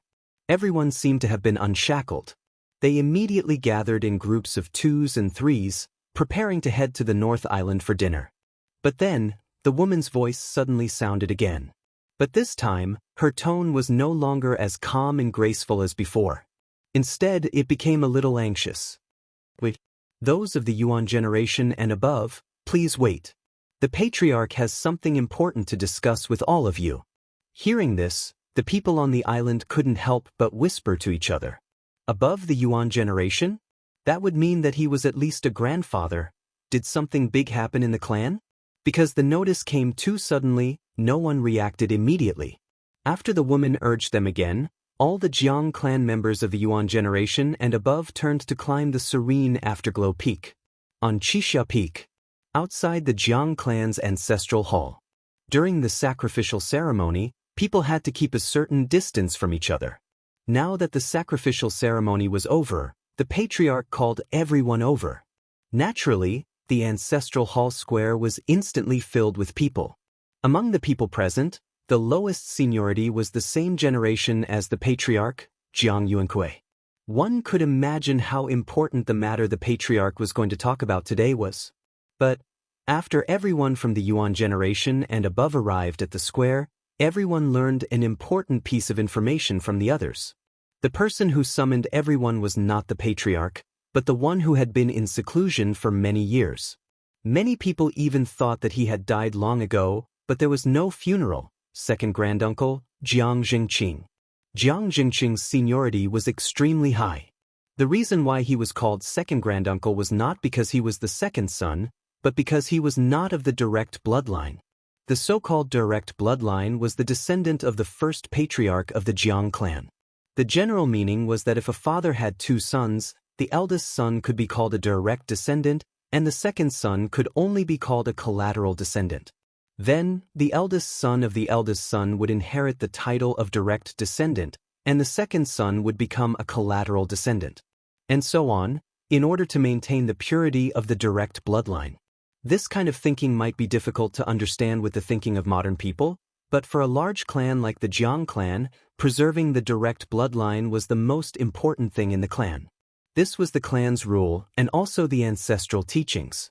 Of course, from Qinxi's point of view, these people were actually a bunch of steely straight men who didn't understand genetics. More and more people gathered in the square. Everyone was discussing in low voices, one after another, so much so that the square was about to become a vegetable market.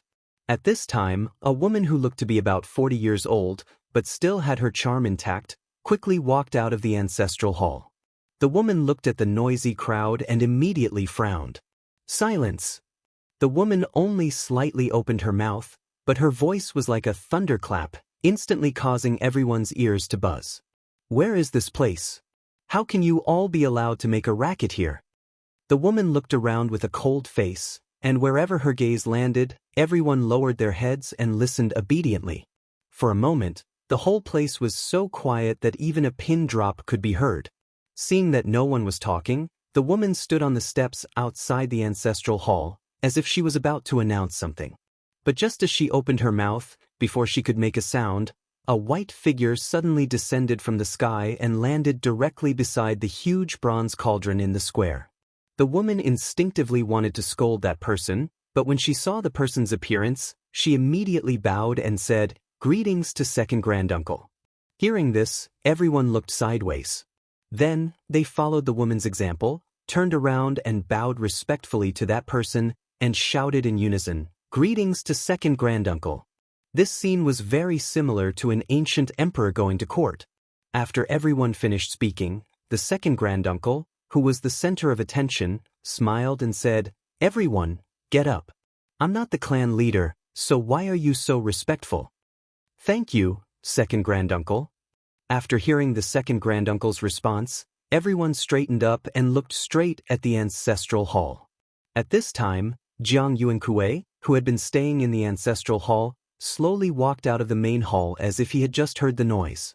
Although he was the clan leader, his seniority was much lower, so he had to bow respectfully to the second granduncle like everyone else. Greetings to second granduncle. However, although Jiang Yuankui bowed to the second granduncle did not respond to him. After the second granduncle looked at Jiang Yuankui up and down, he suddenly seemed to think of something and threw out an earth-shattering sentence. How long have I been in seclusion? Even the clan leader has changed. Is your father dead?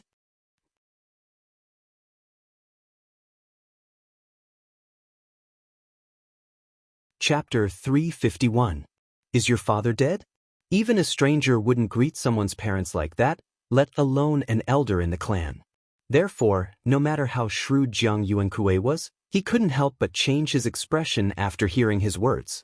No matter what, he was still the head of the clan.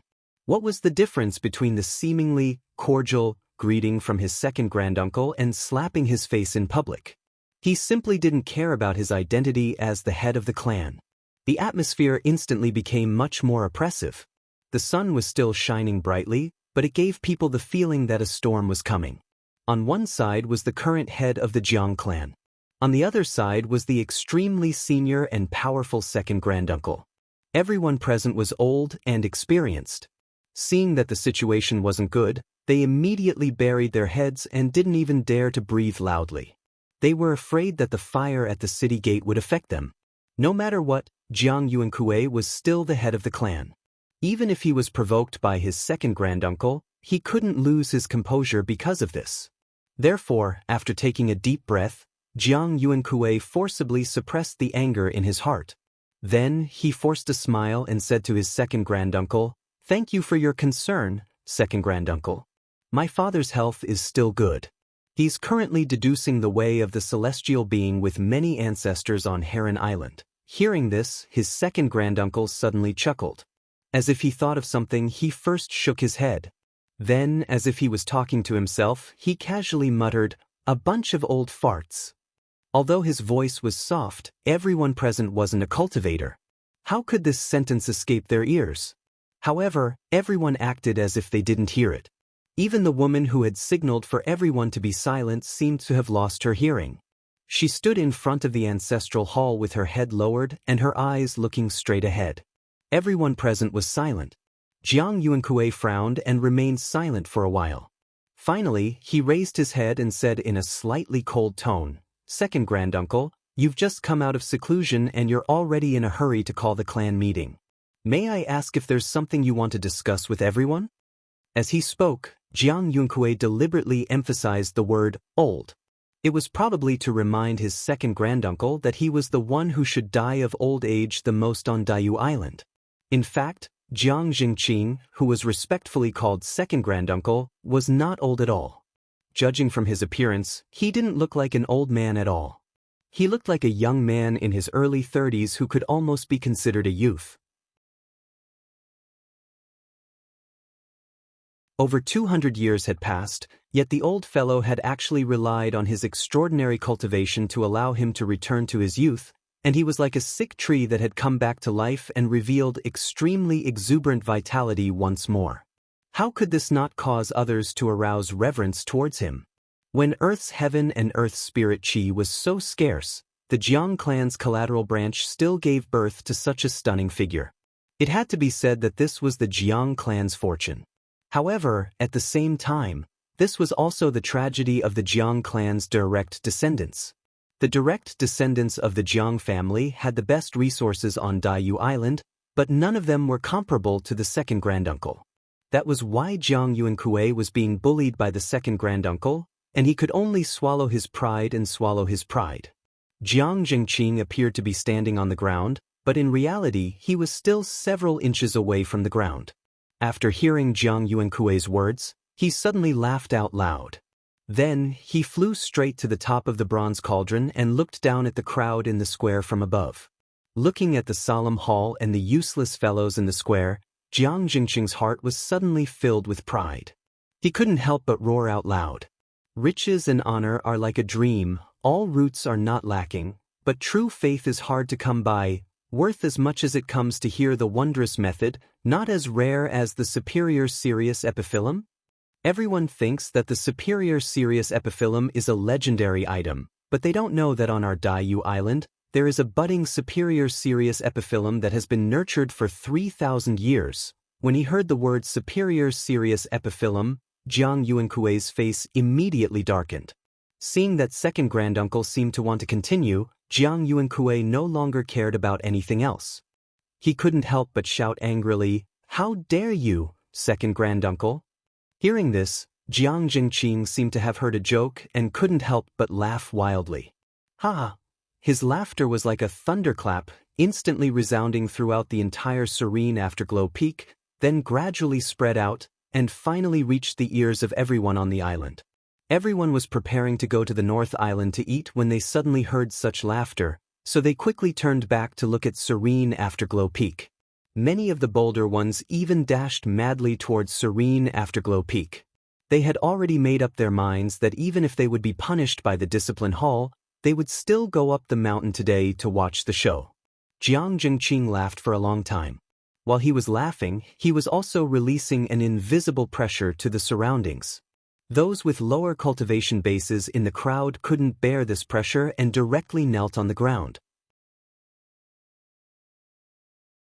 Even Jiang Yuankui was forced to release his true qi to try to resist this pressure.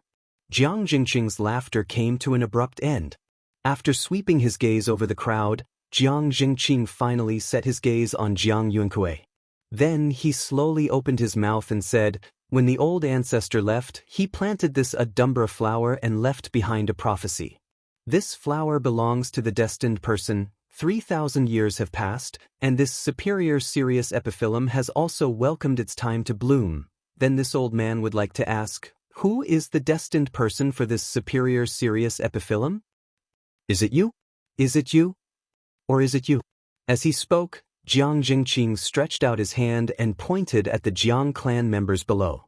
When they saw this, the few people he pointed at immediately knelt on the ground and said with flattering expressions, "Second granduncle is now the most powerful person in the Jiang clan, so you must be the destined person for this superior Sirius epiphyllum."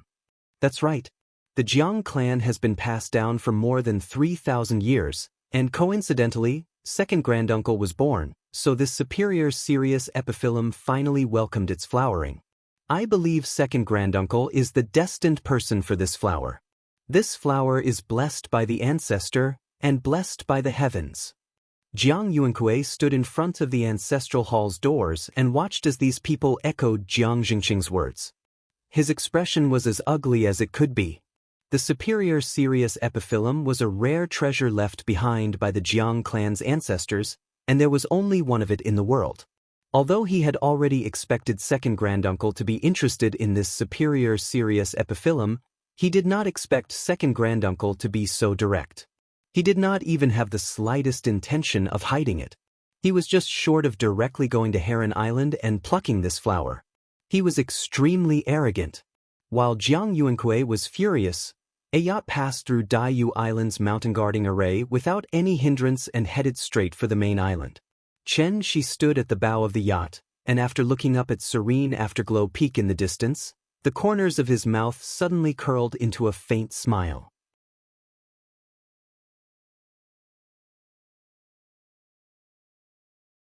Chapter 352. The sunset glow was always extremely beautiful. At the end of the sea, a huge kumquat-like setting sun stood above the horizon of the evening. A thin mist held up the perfectly round reddish gold. Looking from afar, there was only this shining golden wheel left at the intersection of the sea and the sky. As the golden wheel continued to fall, the orange-red sky was gradually dyed with some indigo, blurring Diyu Island's figure in the sunset glow. This scene was extremely similar to the beautiful artistic conception described by Bai Juyi in the Song of the Mu River. The setting sun spreads out on the water, half of the river is red, and the other half is red. Unfortunately, although the setting sun was beautiful, it always gave people a feeling of loneliness. Perhaps it was because she had been on the boat for too long. The little girl was curled up on the sofa and fiddling with her phone in boredom. When Qin Ring brought a peeled apple to her mouth, she opened her mouth lazily and slowly took a bite. Looking at the cute way her little mouth puffed up, coupled with her salted fish-like expression, this little thing was just short of hanging a sign around her neck with the words, "Nothing to live for," written on it. Suddenly, the little thing seemed to have heard something. She sat up from the sofa and leaned against the railing, stretching her neck to look around. Whoa! Looking at the Diyu Islands that suddenly appeared in front of her, the little thing's eyes suddenly widened. Mama! An island! There's an island here! The island that suddenly appeared was like a power bank, instantly charging the little thing who had been on standby for a long time. Mama, I want to go there to play. As she spoke, the little thing couldn't wait to jump off the sofa and step up the stairs to leave the balcony. Seeing this, Qin Ruoying could only put down the fruit in her hand and follow her to the bow deck. She was looking at the top of Qixia Peak thoughtfully. Seeing this, the little thing timidly crept toward him. This little thing was mischievous. It wanted to scare Qinshi, but it didn't expect that its little trick had already been seen through by Qinshi. Therefore, when she came behind Qinshi and was about to open her mouth to make a sound, Qinshi reached her first and lifted her up from the ground. Ninian, you've got guts. You even dare to come and scare Daddy. Qinshi held her in his arms and shook her a few times, but it was as if he had poked the little thing's laughing acupoint. Immediately, she let out a series of giggles. After the father and daughter played around for a while, the little fellow leaned on Qinshi's shoulder, pointed to Diyu Island, and said coquettishly, "Papa, can we go up and play?" "Of course, when the boat docks, Daddy will take you up to have some fun." After hearing Qinshi's affirmative answer, the little fellow excitedly gestured for Qinshi to put her down. Then, she ran to the railing and looked at Diyu Island in front of her. But as she looked, she realized that there was something wrong with this place. Because there were people on the island, and there were many of them. These people stood on the shore and kept pointing at the boat. As the boat approached, the surrounding scenery and the expressions on the people's faces became clearer. The little fellow was not used to the feeling of being the center of attention.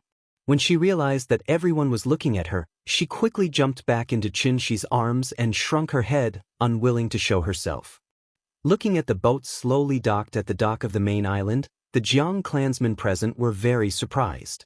Because many of the Jiang clansmen had never seen a boat before, when they suddenly saw such a gorgeous boat, they couldn't help but surround it and start whispering to each other.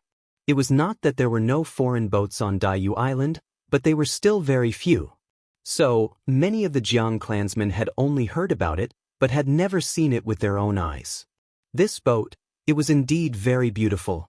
Today was the Jiang clan ceremony, so most of the Jiang clansmen had come to the main island. Because this was the first time they saw a living outsider, they naturally felt like they were watching a giant panda. Outsider? How rare.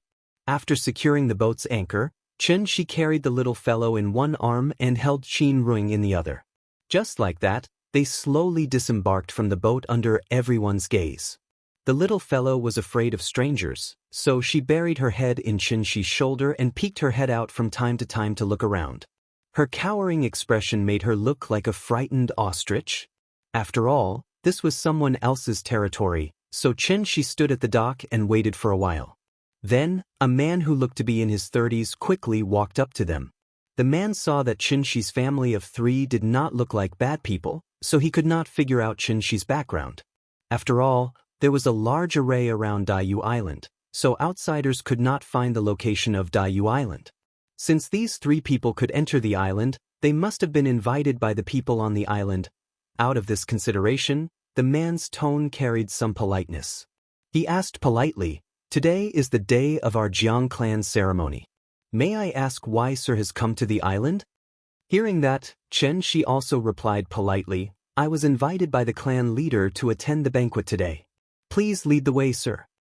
Invited by the clan leader? After hearing Qinshi's reply, the man could not help but be stunned for a moment. He really did not know what to do. He was not in charge of reception in the first place. The reason why he came to ask was because the Yuan generation and above had all gone to Qixia Peak. There were not many people in the port who were older than him. A clan meeting was being held on Qixia Peak, But this person in front of him said that he was invited by the clan leader to attend the meeting. Thinking of this, the man could not help but look troubled. Seeing this, Chen Shi added with a serious expression, "I was invited by the clan leader to attend the meeting. The clan leader must have his reasons for choosing today. If Sir doesn't know much about this, please lead the way and let me meet the clan leader first." Chen Shi's words were methodical, but in fact, he didn't even know the name of the Jiang clan leader, so how could he have received an invitation from the clan leader? He just casually made up a story, but he did not expect this young man to not have the slightest doubt. How fast was Chen Shi's reaction? Seeing the other party's reaction, of course, he had to take advantage of the situation and fool him. He was prepared to meet the clan leader first. Anyway, he was not afraid of being kicked out. "All right, please follow me, sir." Perhaps it was because Chen Shi was holding the child, so the man was not less wary of him. After thinking for a moment, he turned sideways and made a gesture of invitation. "Thank you, sir." Then, the family of three slowly climbed up Qixia Peak along the stone path in the mountain under the guidance of the man. The little fellow poked her head out and kept looking at the surrounding Jiang clan members. She seemed to be very curious about their clothes, but because these people were all looking at her, she did not make a sound. The little fellow was afraid of strangers. Finally, the man led Chen Shi's family to the top of the mountain. After the family of three came to the edge of the square, the little fellow noticed that the atmosphere in this place seemed to be a bit wrong, so she raised her head curiously and began to look around. But when she put her eyes on the center of the square, her little red mouth immediately opened into an O shape.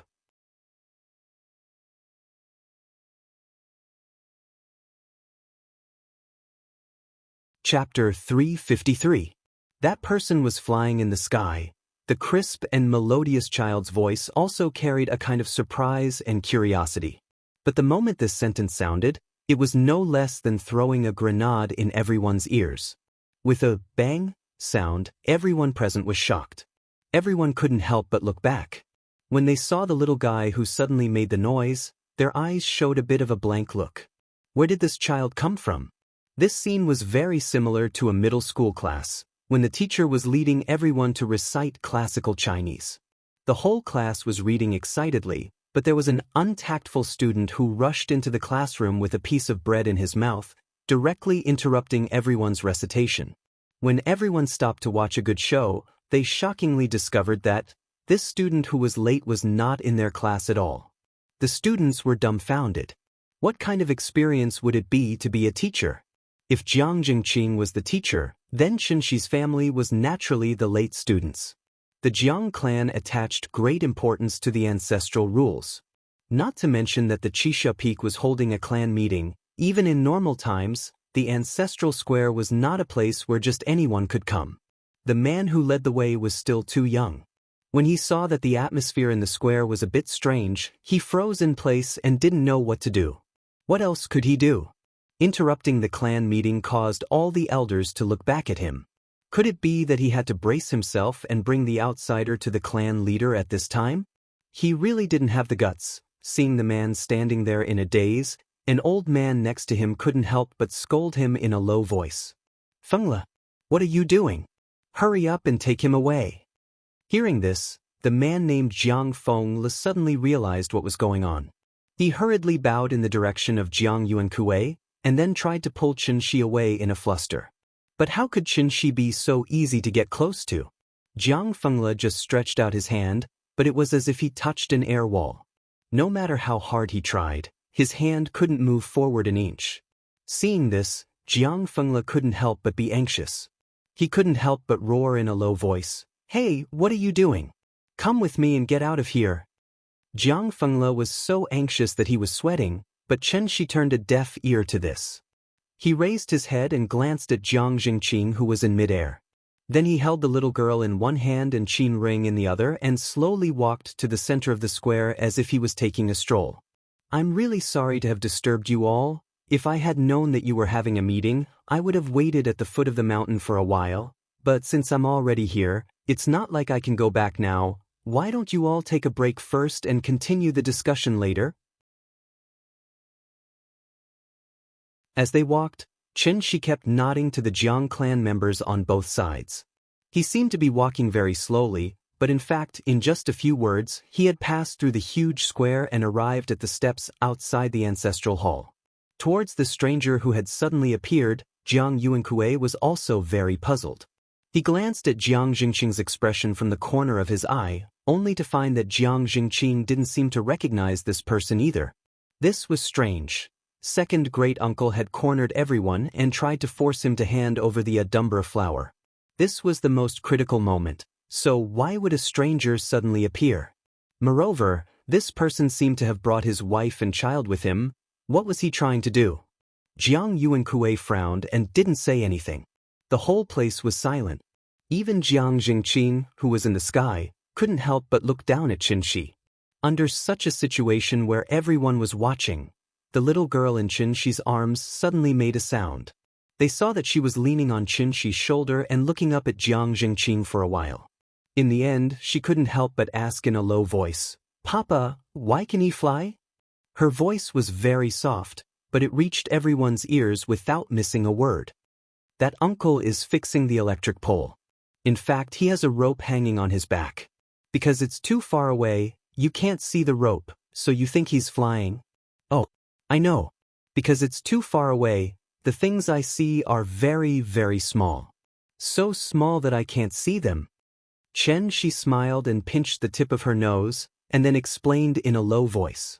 After understanding the reason, the little girl couldn't help but grin. However, she had just laughed a few times when she suddenly saw the woman on the steps give her a fierce glare.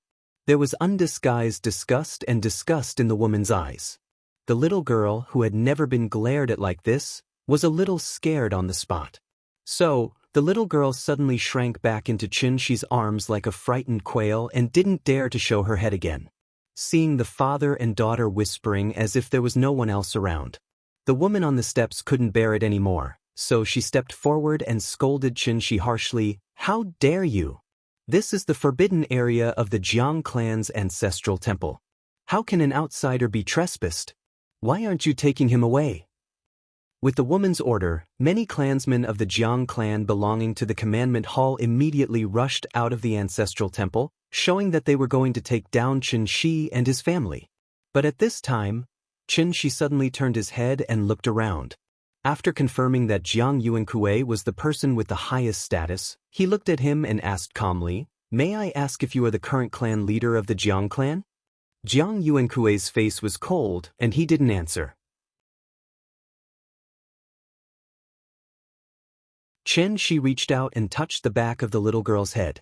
After letting the little girl lean on his shoulder, he said lightly, "I came uninvited today mainly to ask for an explanation from you." Ask for an explanation? As soon as he said this, Jiang Yuankui reached out and stopped the crowd.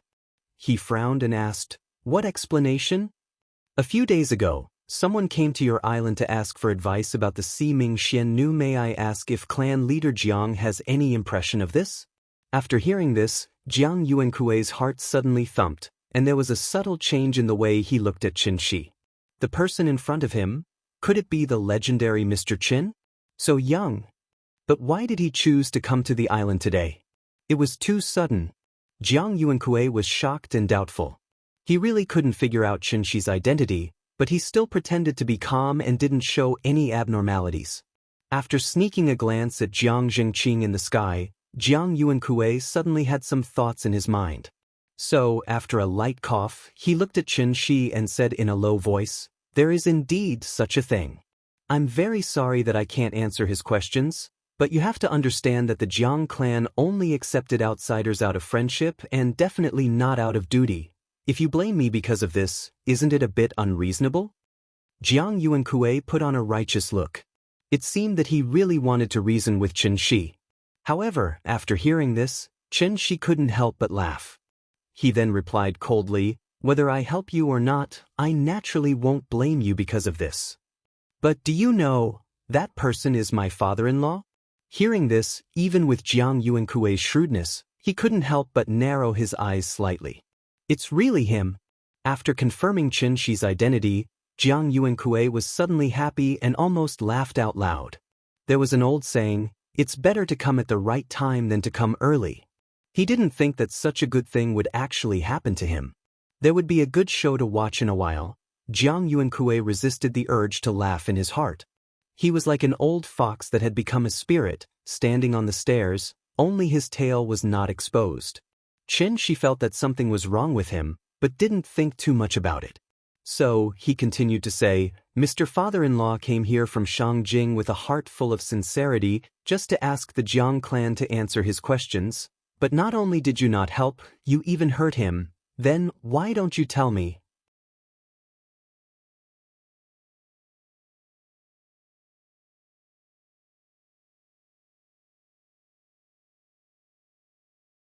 Naturally, I can't help but yearn for it. Today, I've seen it for myself. This old man suddenly understands what it means by seeing is believing. I don't think anyone would believe that the famous Mr. Chen is actually a midwife who doesn't forget to carry his child wherever he goes. Ha! By the end of his sentence, Jiang Jingqing was already out of breath from laughing, as if the words Mr. Chen were the biggest joke in the world. The term midwife had to be mentioned here. The midwife system was a special product of a matriarchal society. Not only did it exist in Huaxia, but even the Indians living in the Amazon River once had such a custom. The so-called midwife system was that during a woman's childbirth, a man would be on the side to simulate the wife's childbirth, and after the wife gave birth, he would replace the wife to go through confinement. The real pregnant woman had to go out to work after giving birth to the child, and she also had to take care of the husband who was in confinement. This was because, when human civilization was just born, women were the masters, and men had to obey women.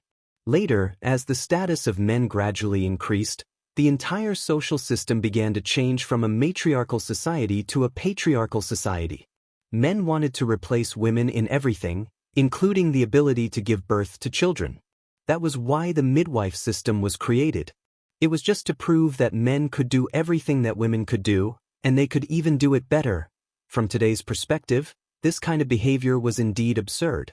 But from a historical perspective, men trying to replace women to give birth to children was actually a symbol of the progress of human civilization. The replacement of the matriarchal system by the patriarchal system was a major advancement in the history of human civilization. In summary, Jiang Jingqing was actually beating around the bush to humiliate Qin Shi. The Jiang family members present naturally understood Jiang Jingqing's words. They did not have a good impression of this outsider who had suddenly appeared. Seeing that their second granduncle had expressed his opinion, of course, they had to agree with him and humiliate him as if they were looking at a monkey. Therefore, there was a burst of enthusiastic laughter in the square. Looking at their exaggerated expressions, it seemed that they were competing to see who could laugh louder. Jiang Yuankui stood on the steps and silently scanned the crowd. He did not laugh, and he did not dare to laugh. In fact, Qin Yongyan was indeed injured by his second granduncle. But, if he had not played a trick, how would Jiang Jingqing, who had just come out of seclusion, know that Mr. Chen's father-in-law had come to Daiyu Island? As the head of the family, Jiang Yuankui's cultivation was far inferior to Jiang Jingqing's. But in other aspects, even 10 Jiang Zenkings could not compare to 1 Jiang Yuankui. Jiang Jingqing had used the Jiang family's secret method to survive for hundreds of years. It was only recently that he found a glimmer of hope due to the revival of spirit qi. To this amazingly talented second granduncle, a cultivator like Mr. Chen who had appeared out of nowhere was nothing. The old man had been silent for a long time and needed to use a heavy drum to announce his name to the outside world. As for Mr. Chen, it was obviously a heavy drum of excellent quality. As long as this drum was beaten, Jiang Jingqing's name would be known throughout the cultivation world from then on. His name would be known throughout the world like thunder. Although the timing of Qin Shi's appearance was somewhat unexpected, everything was still within Jiang Jingqing's control. The only thing that made him a little uneasy was Mr. Chen a match for his second granduncle? Although Su Feng had broken through to the diviner level, in Jiang Yuankui's eyes, Su Feng did not deserve the title of being above the diviner level because of the dark ghost sect's inferior inheritance. Presumably, Jiang Jingqing thought so as well. Therefore, Jiang Yuankui did not even hope that Qin Shi could hurt Jiang Jingqing at all. He only hoped that Qin Shi could last 100 rounds against Jiang Jingqing. Only in this way could his plan continue to be carried out, Jiang Yuankui silently calculated in his mind. But unfortunately, in the end he had miscalculated one thing. Qin Shi was not only an outsider, but also a mudslide. A mudslide powerful enough to flatten Daiyu Island. Old bastard. Although Qin Shi did not think there was anything wrong with a man taking care of a child, Jiang Jingqing's attitude had successfully provoked his anger. Therefore, after coldly spitting out these 3 words, Qin Shi suddenly raised his right hand, and then he used his fingers as a sword and pointed to the sky. At the foot of Qixia Peak, many of the Jiang family's juniors who had never seen a yacht before were crowding the dock to watch. Suddenly, a green light shot out from the yacht.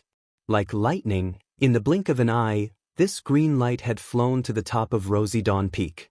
Then, a voice that sounded like the whispers of a deity suddenly rang out and spread to every corner of the island in an instant.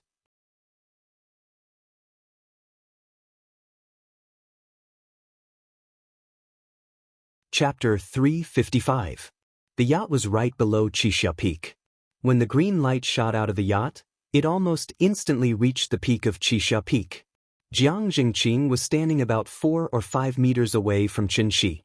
Seeing that Qin Shi had suddenly turned hostile and attacked, a half-smile suddenly appeared on his face.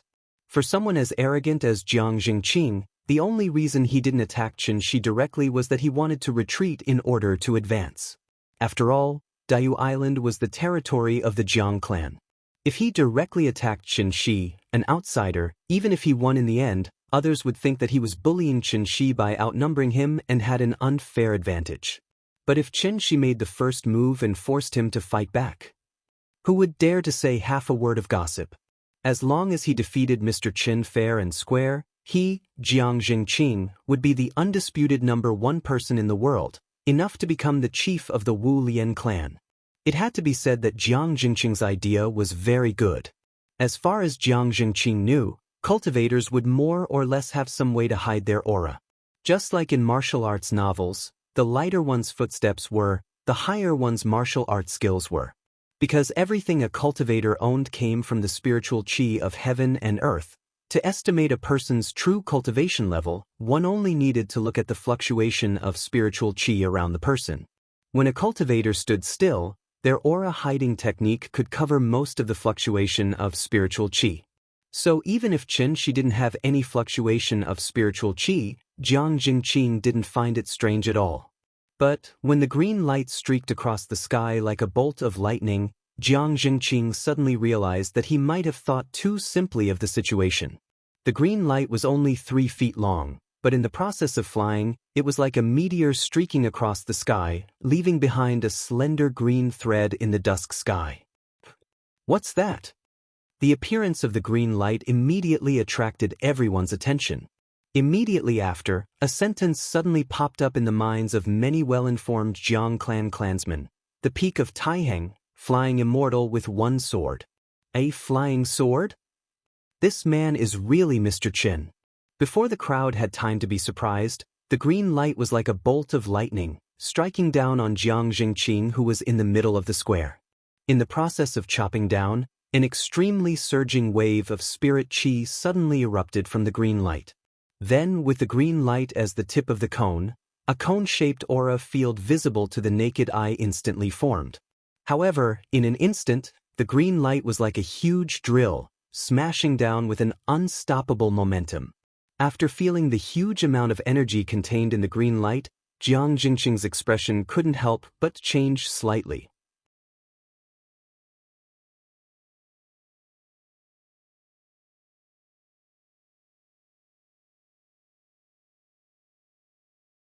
If I said that I'm going to kill your whole family, then I must kill your whole family. Since I said that I'm going to send him on his way, I naturally can't go back on my words, don't you think so? As soon as he finished speaking.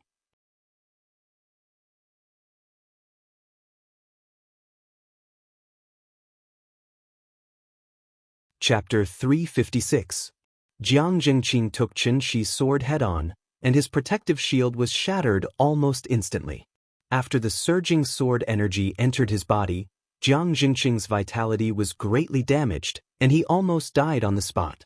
If it weren't for Jiang Jingqing's high cultivation level and the vitality in his body was much stronger than Su Feng's, Chen Shi's sword would have sent him straight to the afterlife.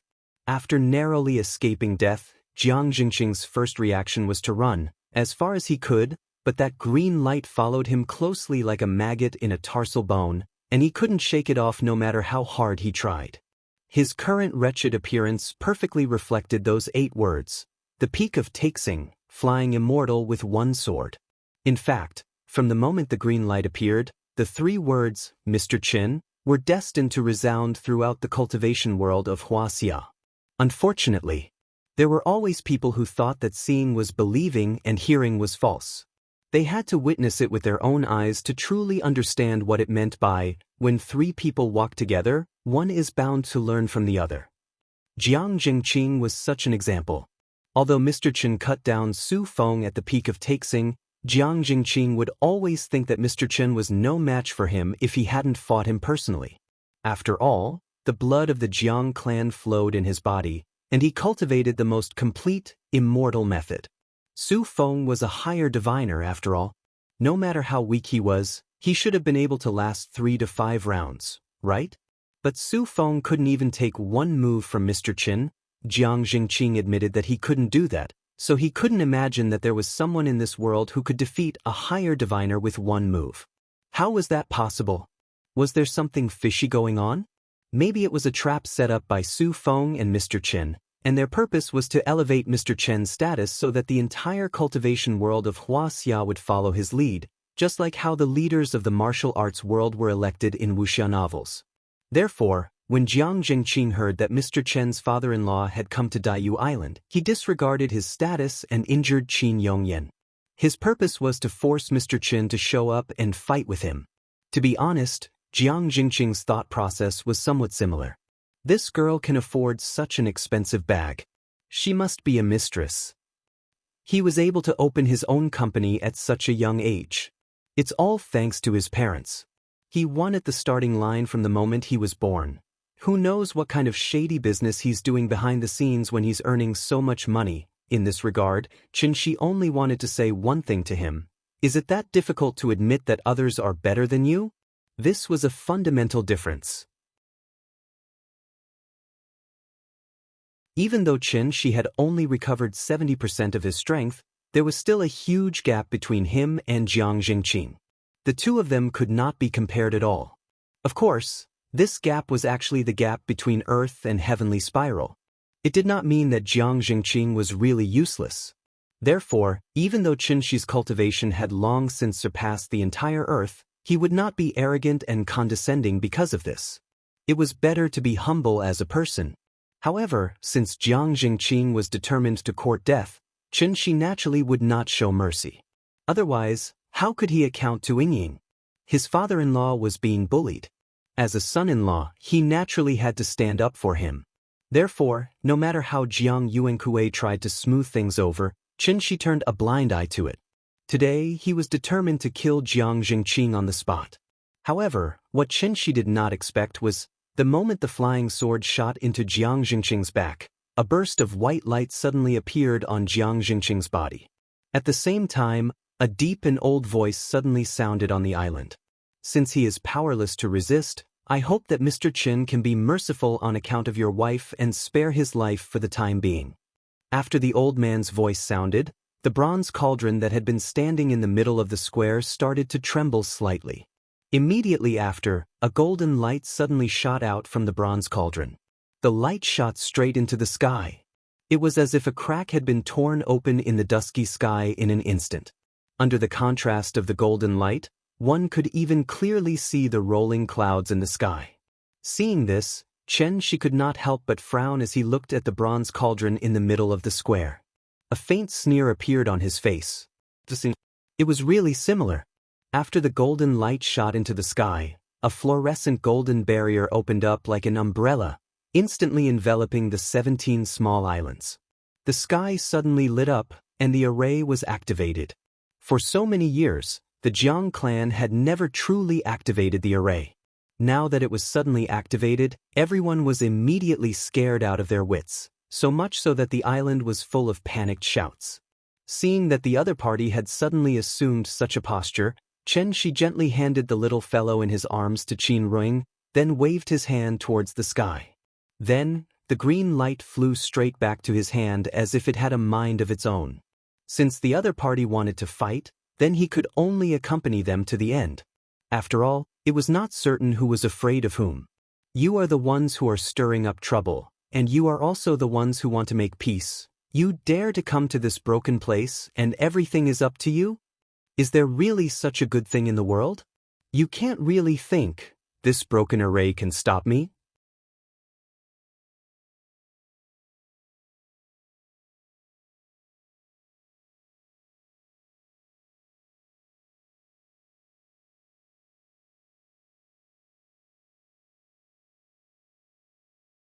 Chapter 357. What do you think? Although Daiyu Island was the Jiang clan's territory, the old man was very humble, as if he was really afraid of Qin Shi. Seeing that the old man's attitude was so proper, Qin Shi stopped and began to think after listening to his words. At that moment, Qin Ruing suddenly called out to him. Shi. It was just a simple word, but Qin Shi immediately understood what she meant. Ying was advising him to be lenient. After all, their family was not the dragon of Kunshan, nor were they wolves, tigers, or leopards. Naturally, they would not let the Jiang clan go bankrupt because of this. It was about time. Of course, he had to listen to his wife. However, Chen Shi already had a plan in mind, so he pretended to be hesitant.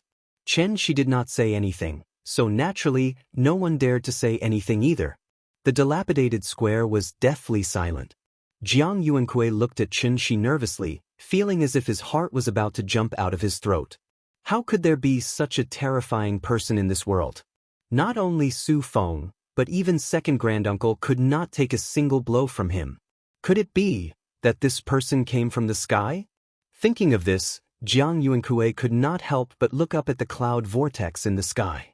The golden light was still dazzling. However, he felt a chill in his heart for no reason. Could it be the prophecy left by the ancestor really came true one day? As people often say, sometimes it is not good to know too much. Being muddle-headed is the true meaning of life.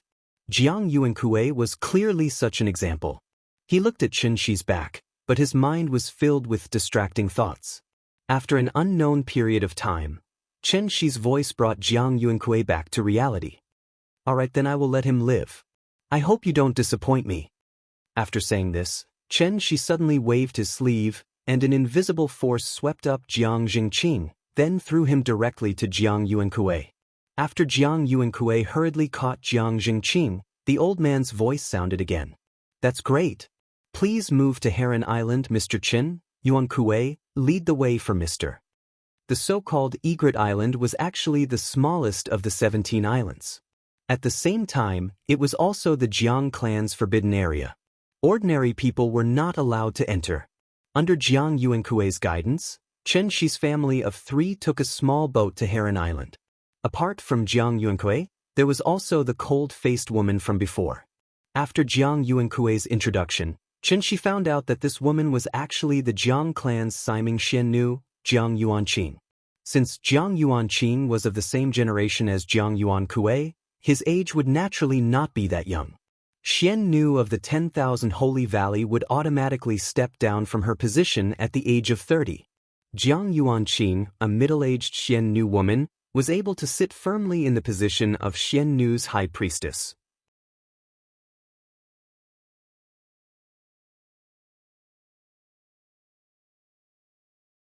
His attention was attracted by an item placed on the table. There was a soul crystal on the table. Furthermore, this soul crystal was even larger than Qin Shi's soul crystal. A little interesting. Chen Shi smiled and shook his head. Then he sat down on the armchair. After taking a seat, he looked at the soul crystals on the table and slowly said, I really didn't think that someone would be able to form a nascent soul under such harsh conditions. That's quite impressive, sir, you flatter me. As soon as he finished speaking, the old man's voice suddenly rang out in the room. And the source of the voice, it was none other than the soul crystal on the counter. She did not find this strange at all. Instead, he looked at the portrait on the table with interest. Then he smiled and asked, "Is that you?" "That's me." You were quite handsome when you were young." The conversation came to an abrupt end. The room suddenly quieted down. It was so quiet that the sound of the wind outside could be heard. It seemed that no one wanted to speak again. In fact, since the first time she saw this soul crystal, he understood why the old man always gave in to him. Diviners were only pseudo-cores. Only those who were above diviners could be called golden cores. So far, among all the people she had met, except for Bai Hong's group who came down from the heavenly gate, this old man who hid Yuanying in the soul crystal in front of him had the highest cultivation. When the forest was big, there would naturally be all kinds of birds. So, the only thing that surprised she was that this old man did not even have a body, but he still had to rely on the soul crystal to survive. How many years had he lived? 500 years? Or 1,000 years? In any case, he had lived longer than Shi.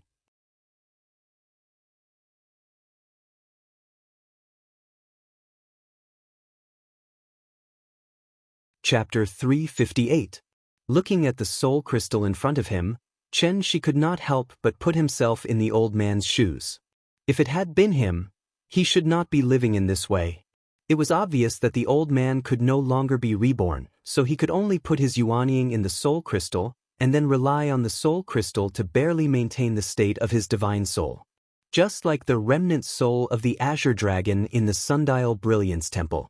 But what was the point of this? Without a body, the soul crystal was just a cage in disguise.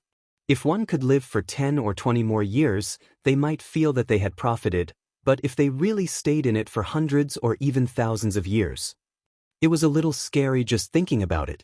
One had to know that although the divine soul could perceive the outside world in the soul crystal, the feeling was completely different from that of ordinary people. It was probably somewhat similar to a sixth sense. For the old man, it was like being in a world of chaos that had not yet been opened. He could not directly see the outside world, but he could clearly perceive any subtle movements in the outside world.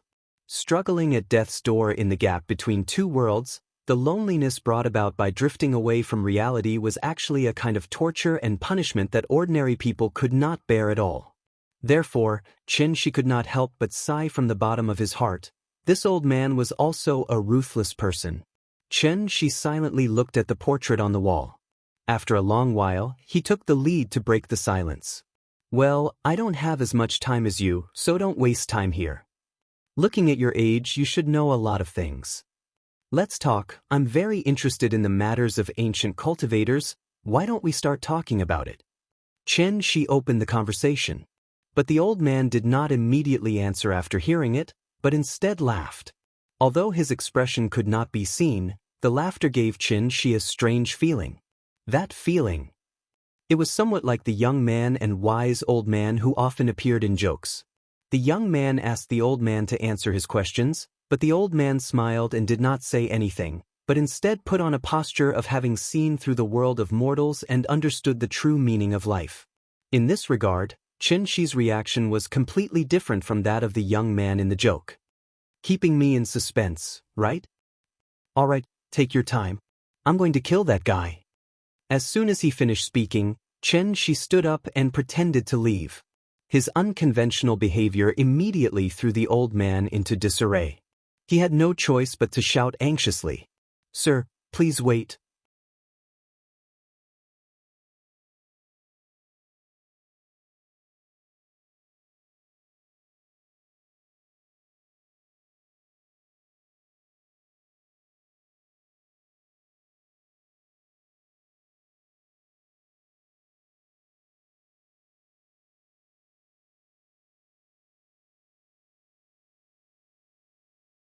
The husband and wife had gone through different kinds of suffering and torment to finally get to where they were today. The family of 3 had finally reunited and lived a happy life together. If Qin Ruing was safe and sound, then it would be fine. But if something happened to her, she would never forgive himself. Absolutely not. Of course, these emotions were buried in the deepest part of his heart. Naturally, Qin couldn't easily reveal them. Therefore, after making his promise, he silently waited for the old man's answer. The room was very quiet. It was so quiet that he could even hear the wind outside. The white curtain was gently blown by the wind, just like his heart that couldn't calm down. After an unknown amount of time, the old man's voice rang out again. However, the old man didn't rush to answer Qin's question. Instead, he changed the topic and asked coldly, "I can answer your question, but before that, please answer this old man's 3 questions, okay?" Although he didn't know what the old man was up to, now was not the time to be anxious, so Qin could only answer patiently, "Please go ahead." The first question, "Sir, do you know what realm the divine ancestor was at back then?" Hearing the old man's question, Qin couldn't help but be stunned. Although he wasn't interested in these unimportant things, since the old man mentioned it, there must be a reason, so he seriously thought about it. Qi refinement, foundation establishment, golden core, yuanying, soul formation, insightful void, Tao integration, tribulation ascension, Mahayana. Since the divine ancestor was able to find a great world in the void, his cultivation must be at least above the insightful void realm, or even the legendary Tao integration realm. Such a powerful person was definitely a big shot in the heavenly jade world, comparable to the sect master of the divine sect. Thinking of this, even Qin couldn't help but yearn for it. Earth used to be, perhaps it was more prosperous than he had imagined. While Qin was pondering, the old man didn't give him time to think at all, and directly continued to ask the second question. 10,000 years ago, how many cultivators were there in the divine continent? This question really tested Qin. He wasn't an archaeologist, how would he know how many people there were at that time? But then, the old man threw out a third question. The third question, "Sir, how do you think the divine ancestor could bring all these people to the great world with his strength alone?" At this point, if Qin still didn't understand what the old man meant, it could only mean that he was too stupid. Therefore, the moment the old man finished asking the third question, Qin suddenly stood up from his chair as if he had been electrocuted, and then couldn't help but exclaim, "The arbiter of fate Xian Nu?" Yes, yes.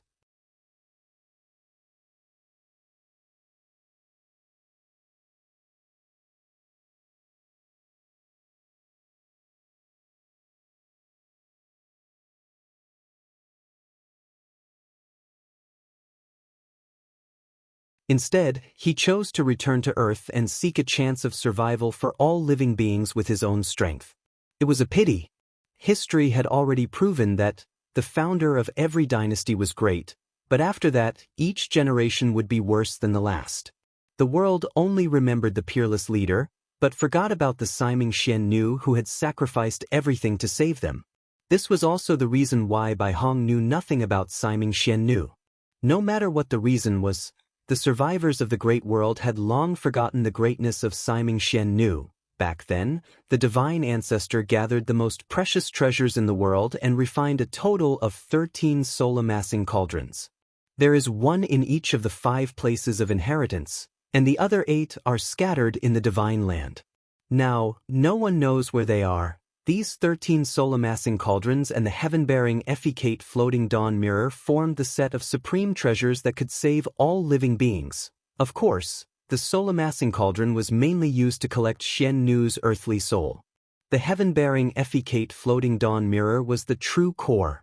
After Xian Nu offered her earthly soul to the soul-amassing cauldron, the divine ancestor held the mirror in his hand and led everyone to the blissful great world in the void. The old man recounted the events of the past. After hearing this, Qin frowned and seemed to be thinking about something. Seeing that he didn't intend to speak, the old man paused for a moment before continuing. "I'm sure you know that with your wife's current cultivation, she definitely wouldn't have fallen sick if her soul was fine. So I'm guessing this might have something to do with the heaven-bearing efficate floating dawn mirror. After all, this treasure was left behind by the divine ancestor. No one knows what secrets are hidden in it. If you want to completely solve this problem, I'm afraid you have to find the heaven-bearing efficate floating dawn mirror first." After the old man finished speaking, the room fell silent again. After a long time, Chen Shi seemed to be talking to himself and couldn't help but mutter, "Sky-bearing imitation Fu Li mirror, right?" Seeing that his reaction was a little strange, the old man comforted him. "For thousands of years, I've seen many similar situations. Many Xian Nu wanted to cultivate when they grew up, but because they lacked one of their 3 earthly souls, they could only die with regret. But once they found their earthly soul, they could walk, sit, and lie down. Their spiritual sense was no different from that of ordinary people. Your wife only had a little dizziness and dark vision. It shouldn't be a big deal, so you don't have to worry too much." Not a big deal?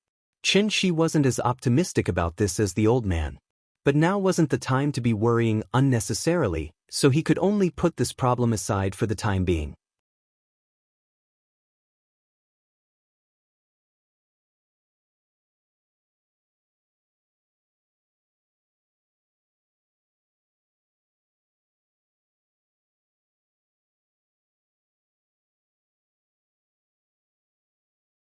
Chapter 361. The next morning, under the caress of the morning sun, the yacht slowly sailed into the Zhonghai harbor. Although they were in Zhonghai, the couple had no intention of disturbing Lin Xian. The family of 3 was like a group of tourists passing by in a hurry. They didn't even stay for long. After accompanying the little one for a meal of KFC at the airport, they got on the plane back home. The only gain from this trip to Zhonghai was perhaps it was success that put Chen Shi in a bad mood. They really came in high spirits, but returned in disappointment. Obviously, the sky-bearing art and floating dawn mirror had already gone to the great world with the Taiching sage. If he wanted to completely cure Qin Ruing's dizziness, then he had to go to the great world himself. In this regard, Chen Shi only had 3 words in his mind, F***CKU. He had just returned from the heavenly spiral world after a narrow escape, but now he had to go to a great world like Heavenly Spiral. Wasn't he just too bored? Regarding this unknown world, Chen Shi had long made up her mind to keep a respectful distance from it. But fortunately, ever since he destroyed the 5 holy palaces, no matter how turbulent the spirit energy tide was, the divine gate didn't appear again. This also indirectly proved that the great world had lost contact with Earth. In fact, whether it was immortal cultivation techniques or modern technology, if one wanted to teleport from one place to another, the coordinates were essential. Without the coordinates, the divine gate would never open again. Unless the Taiching sage came back and crossed the void to establish new coordinates for the ancient immortal cultivators. And this was also why Chen Shi said he was selfish, because he had also cut off the possibility of celestial ascension. From now on, the 2 worlds would no longer have any communication. The people above couldn't come down, and the people below couldn't go up.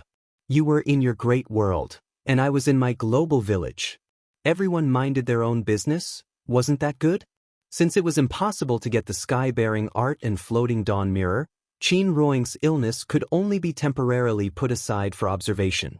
On the way back, Chen Shi felt that something was wrong the more he thought about it. Previously, he had placed all his attention on Siming Xian Nu and neglected the old man's strange behavior. Was it really so easy to deal with an old monster that had lived for over 1,000 years? Besides, since the Jiang clan did not have the Siming Xian Nu, how did Daiyu Island become one of the 5 great lands of inheritance? The old man's story should be true, but Chen Shi had a feeling that the old man was deliberately hiding some important information. However, since he did not plan to go to the great world, he did not need to delve too deeply into these things. Anyway, Daiyu Island was right there. Once Chen Shi realized that the old monster had lied to him, he could not guarantee that he would do something terrible. After the family of 3 returned to Shangjing, their days were peaceful again. The summer sun shone brightly, and the willows by the lakeside rustled gently. Sightseeing, playing in the water, and flying kites, Hohai had different sceneries throughout the year. Time passed quietly amidst the laughter of the 3 little fellows. In the blink of an eye, the summer vacation was over, and the country welcomed the start of school again. And this little guy had finally ushered in the most important phase of his life. School. To be honest, Nian Nian's personality had begun to change under the intentional indulgence of her husband and wife. Although she was still the obedient, sensible, and polite little fellow, she would throw a tantrum from time to time now. She had some traces of a spoiled brat. Of course, Qin Shi and Qin Ruoying could not be blamed for this. After all, they owed their child too much. Nian Yin had been an orphan since she was young. Now that she finally had her parents, shouldn't she throw a tantrum and experience the feeling of being doted on by her parents? Childhood, happiness was the most important thing. However, a child could throw a tantrum at home, but no one would indulge her outside. Therefore, a few days before school started, Chen Shi seriously tutored the little fellow and warned her about many things. For example, she had to study hard in school, listen to the teachers, abide by the school rules, and not bully her classmates. Of course, she could not be bullied by her classmates. When Chen Shi mentioned the last point, before the little fellow had time to nod, the two brothers couldn't wait and shouted loudly, "With us here, no one dares to bully her." The younger brother, who had always been straightforward and honest, did not forget to add at this moment, "If anyone bullies you, just tell me. I'll help you beat him up." To me. Let's beat him up together. Okay. Yes, the two brothers also wanted to go to school with Nian Yin. Although it was only a senior class, this was the first step in the little fellow's student life. Therefore, even though Chen Shi had always said that he wanted to let Nian Yin live an ordinary life, when it came time to choose, he still listened to his sister-in-law's advice and chose the Donghua Gate Kindergarten, which was located next to the Forbidden City and was known as the best in the country. It was not an exaggeration. If one stood outside and casually threw a brick into the kindergarten, it might hit the grandson of some big boss. One could imagine how deep the background of this kindergarten was. It was said that the children of the rich won at the starting line. From this moment on, the competition had already begun. Donghua Gate Kindergarten was less than 5 kilometers away from Hohai. On the first day of school, there was no way to take the school bus, so Chen Shi had to personally send the three of them to school. Along the way, the three little fellows were extremely happy. They carried the same style of cartoon school bag. Nian Yin walked in the middle, and the two brothers stood on her left and right, like guardians, protecting her at all times. A bus slowly drove over from afar. Chen Shi did not have any reaction, but the two brothers excitedly squeezed Nian Yin onto the sidewalk, and then very seriously warned, "Nian Yin, when you walk, you have to look at the bus. Look at how big that bus is. If it hits you, you'll be dead. Do you understand?" The little fellow nodded blankly. Then she looked back at Chen Shi. After seeing Chen Shi smile and nod at her, she turned her head and began to look at the bus next to her. Everything was too novel. Although she had been to kindergarten before, this seemed to be the first time she went to school. Papa also said that in the future, they would have to take the school bus to and from school. School bus? What was that? Thinking about it, the little fellow could not help but raise her head and look around. On the old streets of Shangjing, the bright sunlight shone on her through the shade of the trees. The surrounding cars and pedestrians seemed to be a little different from usual. Was this going to school? Chen Shi walked with the three children for a while. After confirming the dedicated parking space for the school bus, he took a taxi directly to Donghua Gate Kindergarten. It was only 5 kilometers, so they arrived very quickly. As soon as they got out of the car, Chen Shi realized that this kindergarten was indeed a little famous. The cars parked in front of the school were not particularly expensive luxury cars, but the license plates all started with Beijing A. It should be known that most of the cars starting with Beijing A8 were leaders of the government, while Beijing AG6 was national level. However, none of the cars with Beijing A license plates were easy to deal with. Even the traffic police had to go around them. At this time, Chen Shi suddenly remembered, this was Shangjing.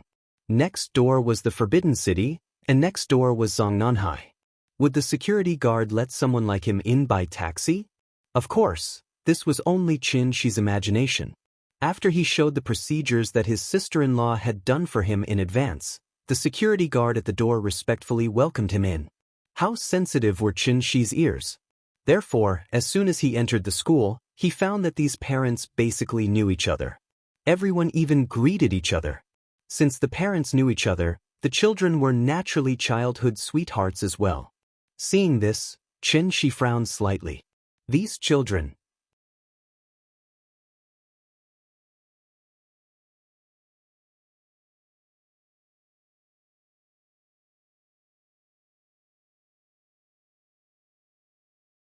However, a few days before the start of the semester, 3 spots were forcefully inserted. They didn't even attend the interview and just waited to report. You didn't even attend the interview? So powerful. Isn't that so? When I brought the child here, I didn't even pass the interview. If it weren't for my uncle, I reckon it would have been over. We begged, and it wasn't easy for us to get a spot. Yet he casually dragged in 3 people. This is, sure, you know. After a brief discussion, the 2 parents glanced at each other in tacit understanding. They immediately came up with a plan. There were many small tables in the classroom. 3 to 5 parents gathered around a table with their children. However, similar discussions were constantly taking place at each table. Why do parents nowadays like to let their children go to good schools? Grades were only one of the reasons. The most important thing was, a good school could build better connections for the children, and the importance of these connections could not be compared with a few simple numbers on the report card. Classmate relationships. Only 10 or 20 years later, when everyone had stepped into society, would they deeply realize how valuable this word was. Although everyone was whispering, she pretended not to hear them. As soon as he entered the classroom, he took the 3 children and sat down according to their nameplates. The children in the kindergarten were still young. Naturally, it was impossible for the children to go on stage and introduce themselves as soon as they entered the classroom. Therefore, they could only wait for the children to adapt before the teachers arranged for them to begin the self-introduction. There were many delicate little toys on the table. As soon as they sat down, the 3 children were attracted by these toys. The teachers were indeed very attentive. They even prepared an exclusive gift bag for each child. The little girl was still very familiar with her name. Therefore, she immediately grabbed the gift box with the words, Chin Yen, written on it and couldn't wait to open it. Inside was a children's picture book that could be used in both Chinese and English. At the same time, there were many exquisite puzzle toys. Therefore, the 3 children immediately gathered together to play like they did in the tea house. There were already 2 children sitting at this table. Seeing that they were so lively, the 2 children went over to play with them. Perhaps because she had stayed in the tea house for a long time, Nyenyen usually played with unfamiliar children. Therefore, she did not hesitate. With a wave of her small hand, she very generously invited the 2 children. It was fun with more people. Since the children were playing together, the adults naturally took the opportunity to strike up a conversation. Bro, are you a dragon phoenix triplet? The one who spoke was a bespectacled man about the same age as Qin Shi.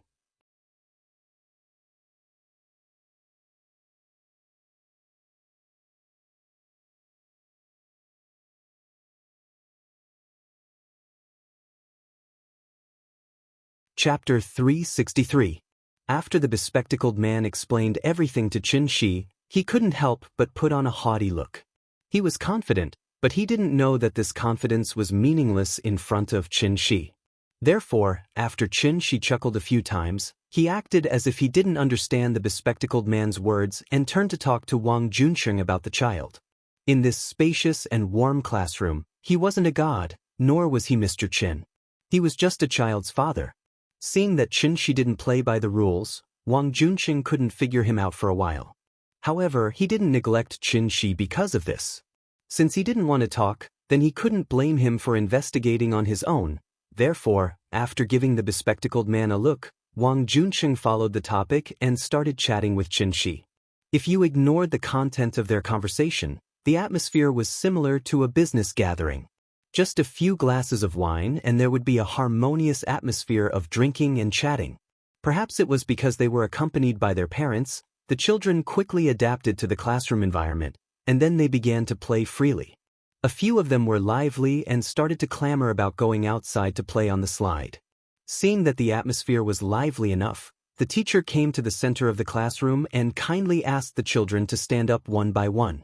Then, she guided them to start introducing themselves. It was the little girl's first time facing such a situation, so she was naturally a little embarrassed when it was her turn. Under Qin Shi's constant encouragement, the little girl finally mustered up the courage to stand up and say timidly, My name is Qin Yan. I'm 5 years old this year. It was just a few simple words, but she stuttered as if she was stuttering. After saying that, the little girl immediately shut her mouth and stood there timidly, not knowing what to do. Very good. From today onwards, Qin Yan is a member of our big family. Come, let's welcome her together. Welcome the new student. After saying that, the teacher took the lead and applauded. When the children saw this, they followed the teacher's example and clapped while shouting, Welcome the new student. Speaking of which, this was the first time in Yan Yan's life that she had officially integrated into a group. That strange feeling immediately made her feel a little overwhelmed, so she could only lower her head and constantly tug at the corner of her clothes with her hands. That shy and bashful look on her face was extremely adorable. After Qin Shi pulled her back to her seat, the little thing slowly opened her eyes again. Then she carefully listened to each student's self-introduction, and under the guidance of the teacher, she kept applauding. It looked like she was trying to integrate herself into this new group. The little girl was already so nervous, not to mention the brothers. Of course. When it was Wenwen's self-introduction, he actually said, My name is Xia Ming. When he heard this, he corrected him, Xia, don't believe him. He's Xiaowen. Xia Ming. My Xia. The older brother instinctively retorted. Then, as if he suddenly came back to his senses, he couldn't help but mumble weakly, No. I'm Xiaowen, he's Xia Ming.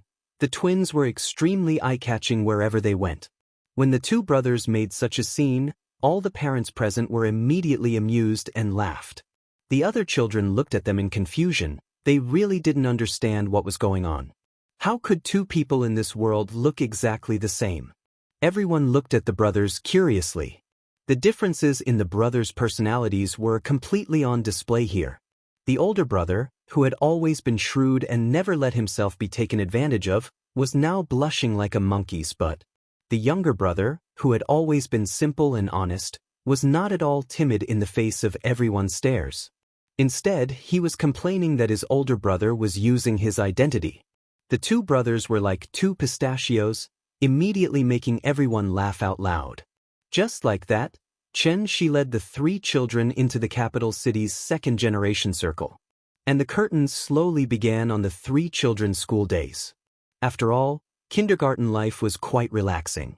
Perhaps because of the brothers' company, the little girl didn't cry from beginning to end. Sometimes, she even took the initiative to say that she wanted to go to kindergarten. Qin Shi said that the little girl would take the school bus by herself, but when it was time to go to school, he still personally picked her up and sent her to school every day. At the same time, he also instructed Big Cat to wait outside the kindergarten gate at all times. From this, it could be seen that he really cared for Yan Yan to the extreme. When life was on the right track, time seemed to pass much faster. In the blink of an eye, it was National Day again. It was cold in the north, and at this time, people all wrapped up their jackets. There was no military parade this year, so naturally, there were fewer tourists in Shangjing than in previous years. It was still the large courtyard, but compared to the desolation of previous years, the Qin family's courtyard was particularly lively this year. Early in the morning, Gu Lao took the brothers to the courtyard. Xiao Yuan was busy moving out all the tables and chairs in the house, while her sister-in-law and Qin Yongyan sat in the main hall to discuss their own understanding. Even Qin Ruoying, who hadn't shown up for a long time, today, she finally got Qin Shi's permission to make an exception and take a day off. In fact, since the family of three returned from Daiyu Island, Qin Ruoying became the one who worked the hardest. She was cultivating in seclusion almost all the time.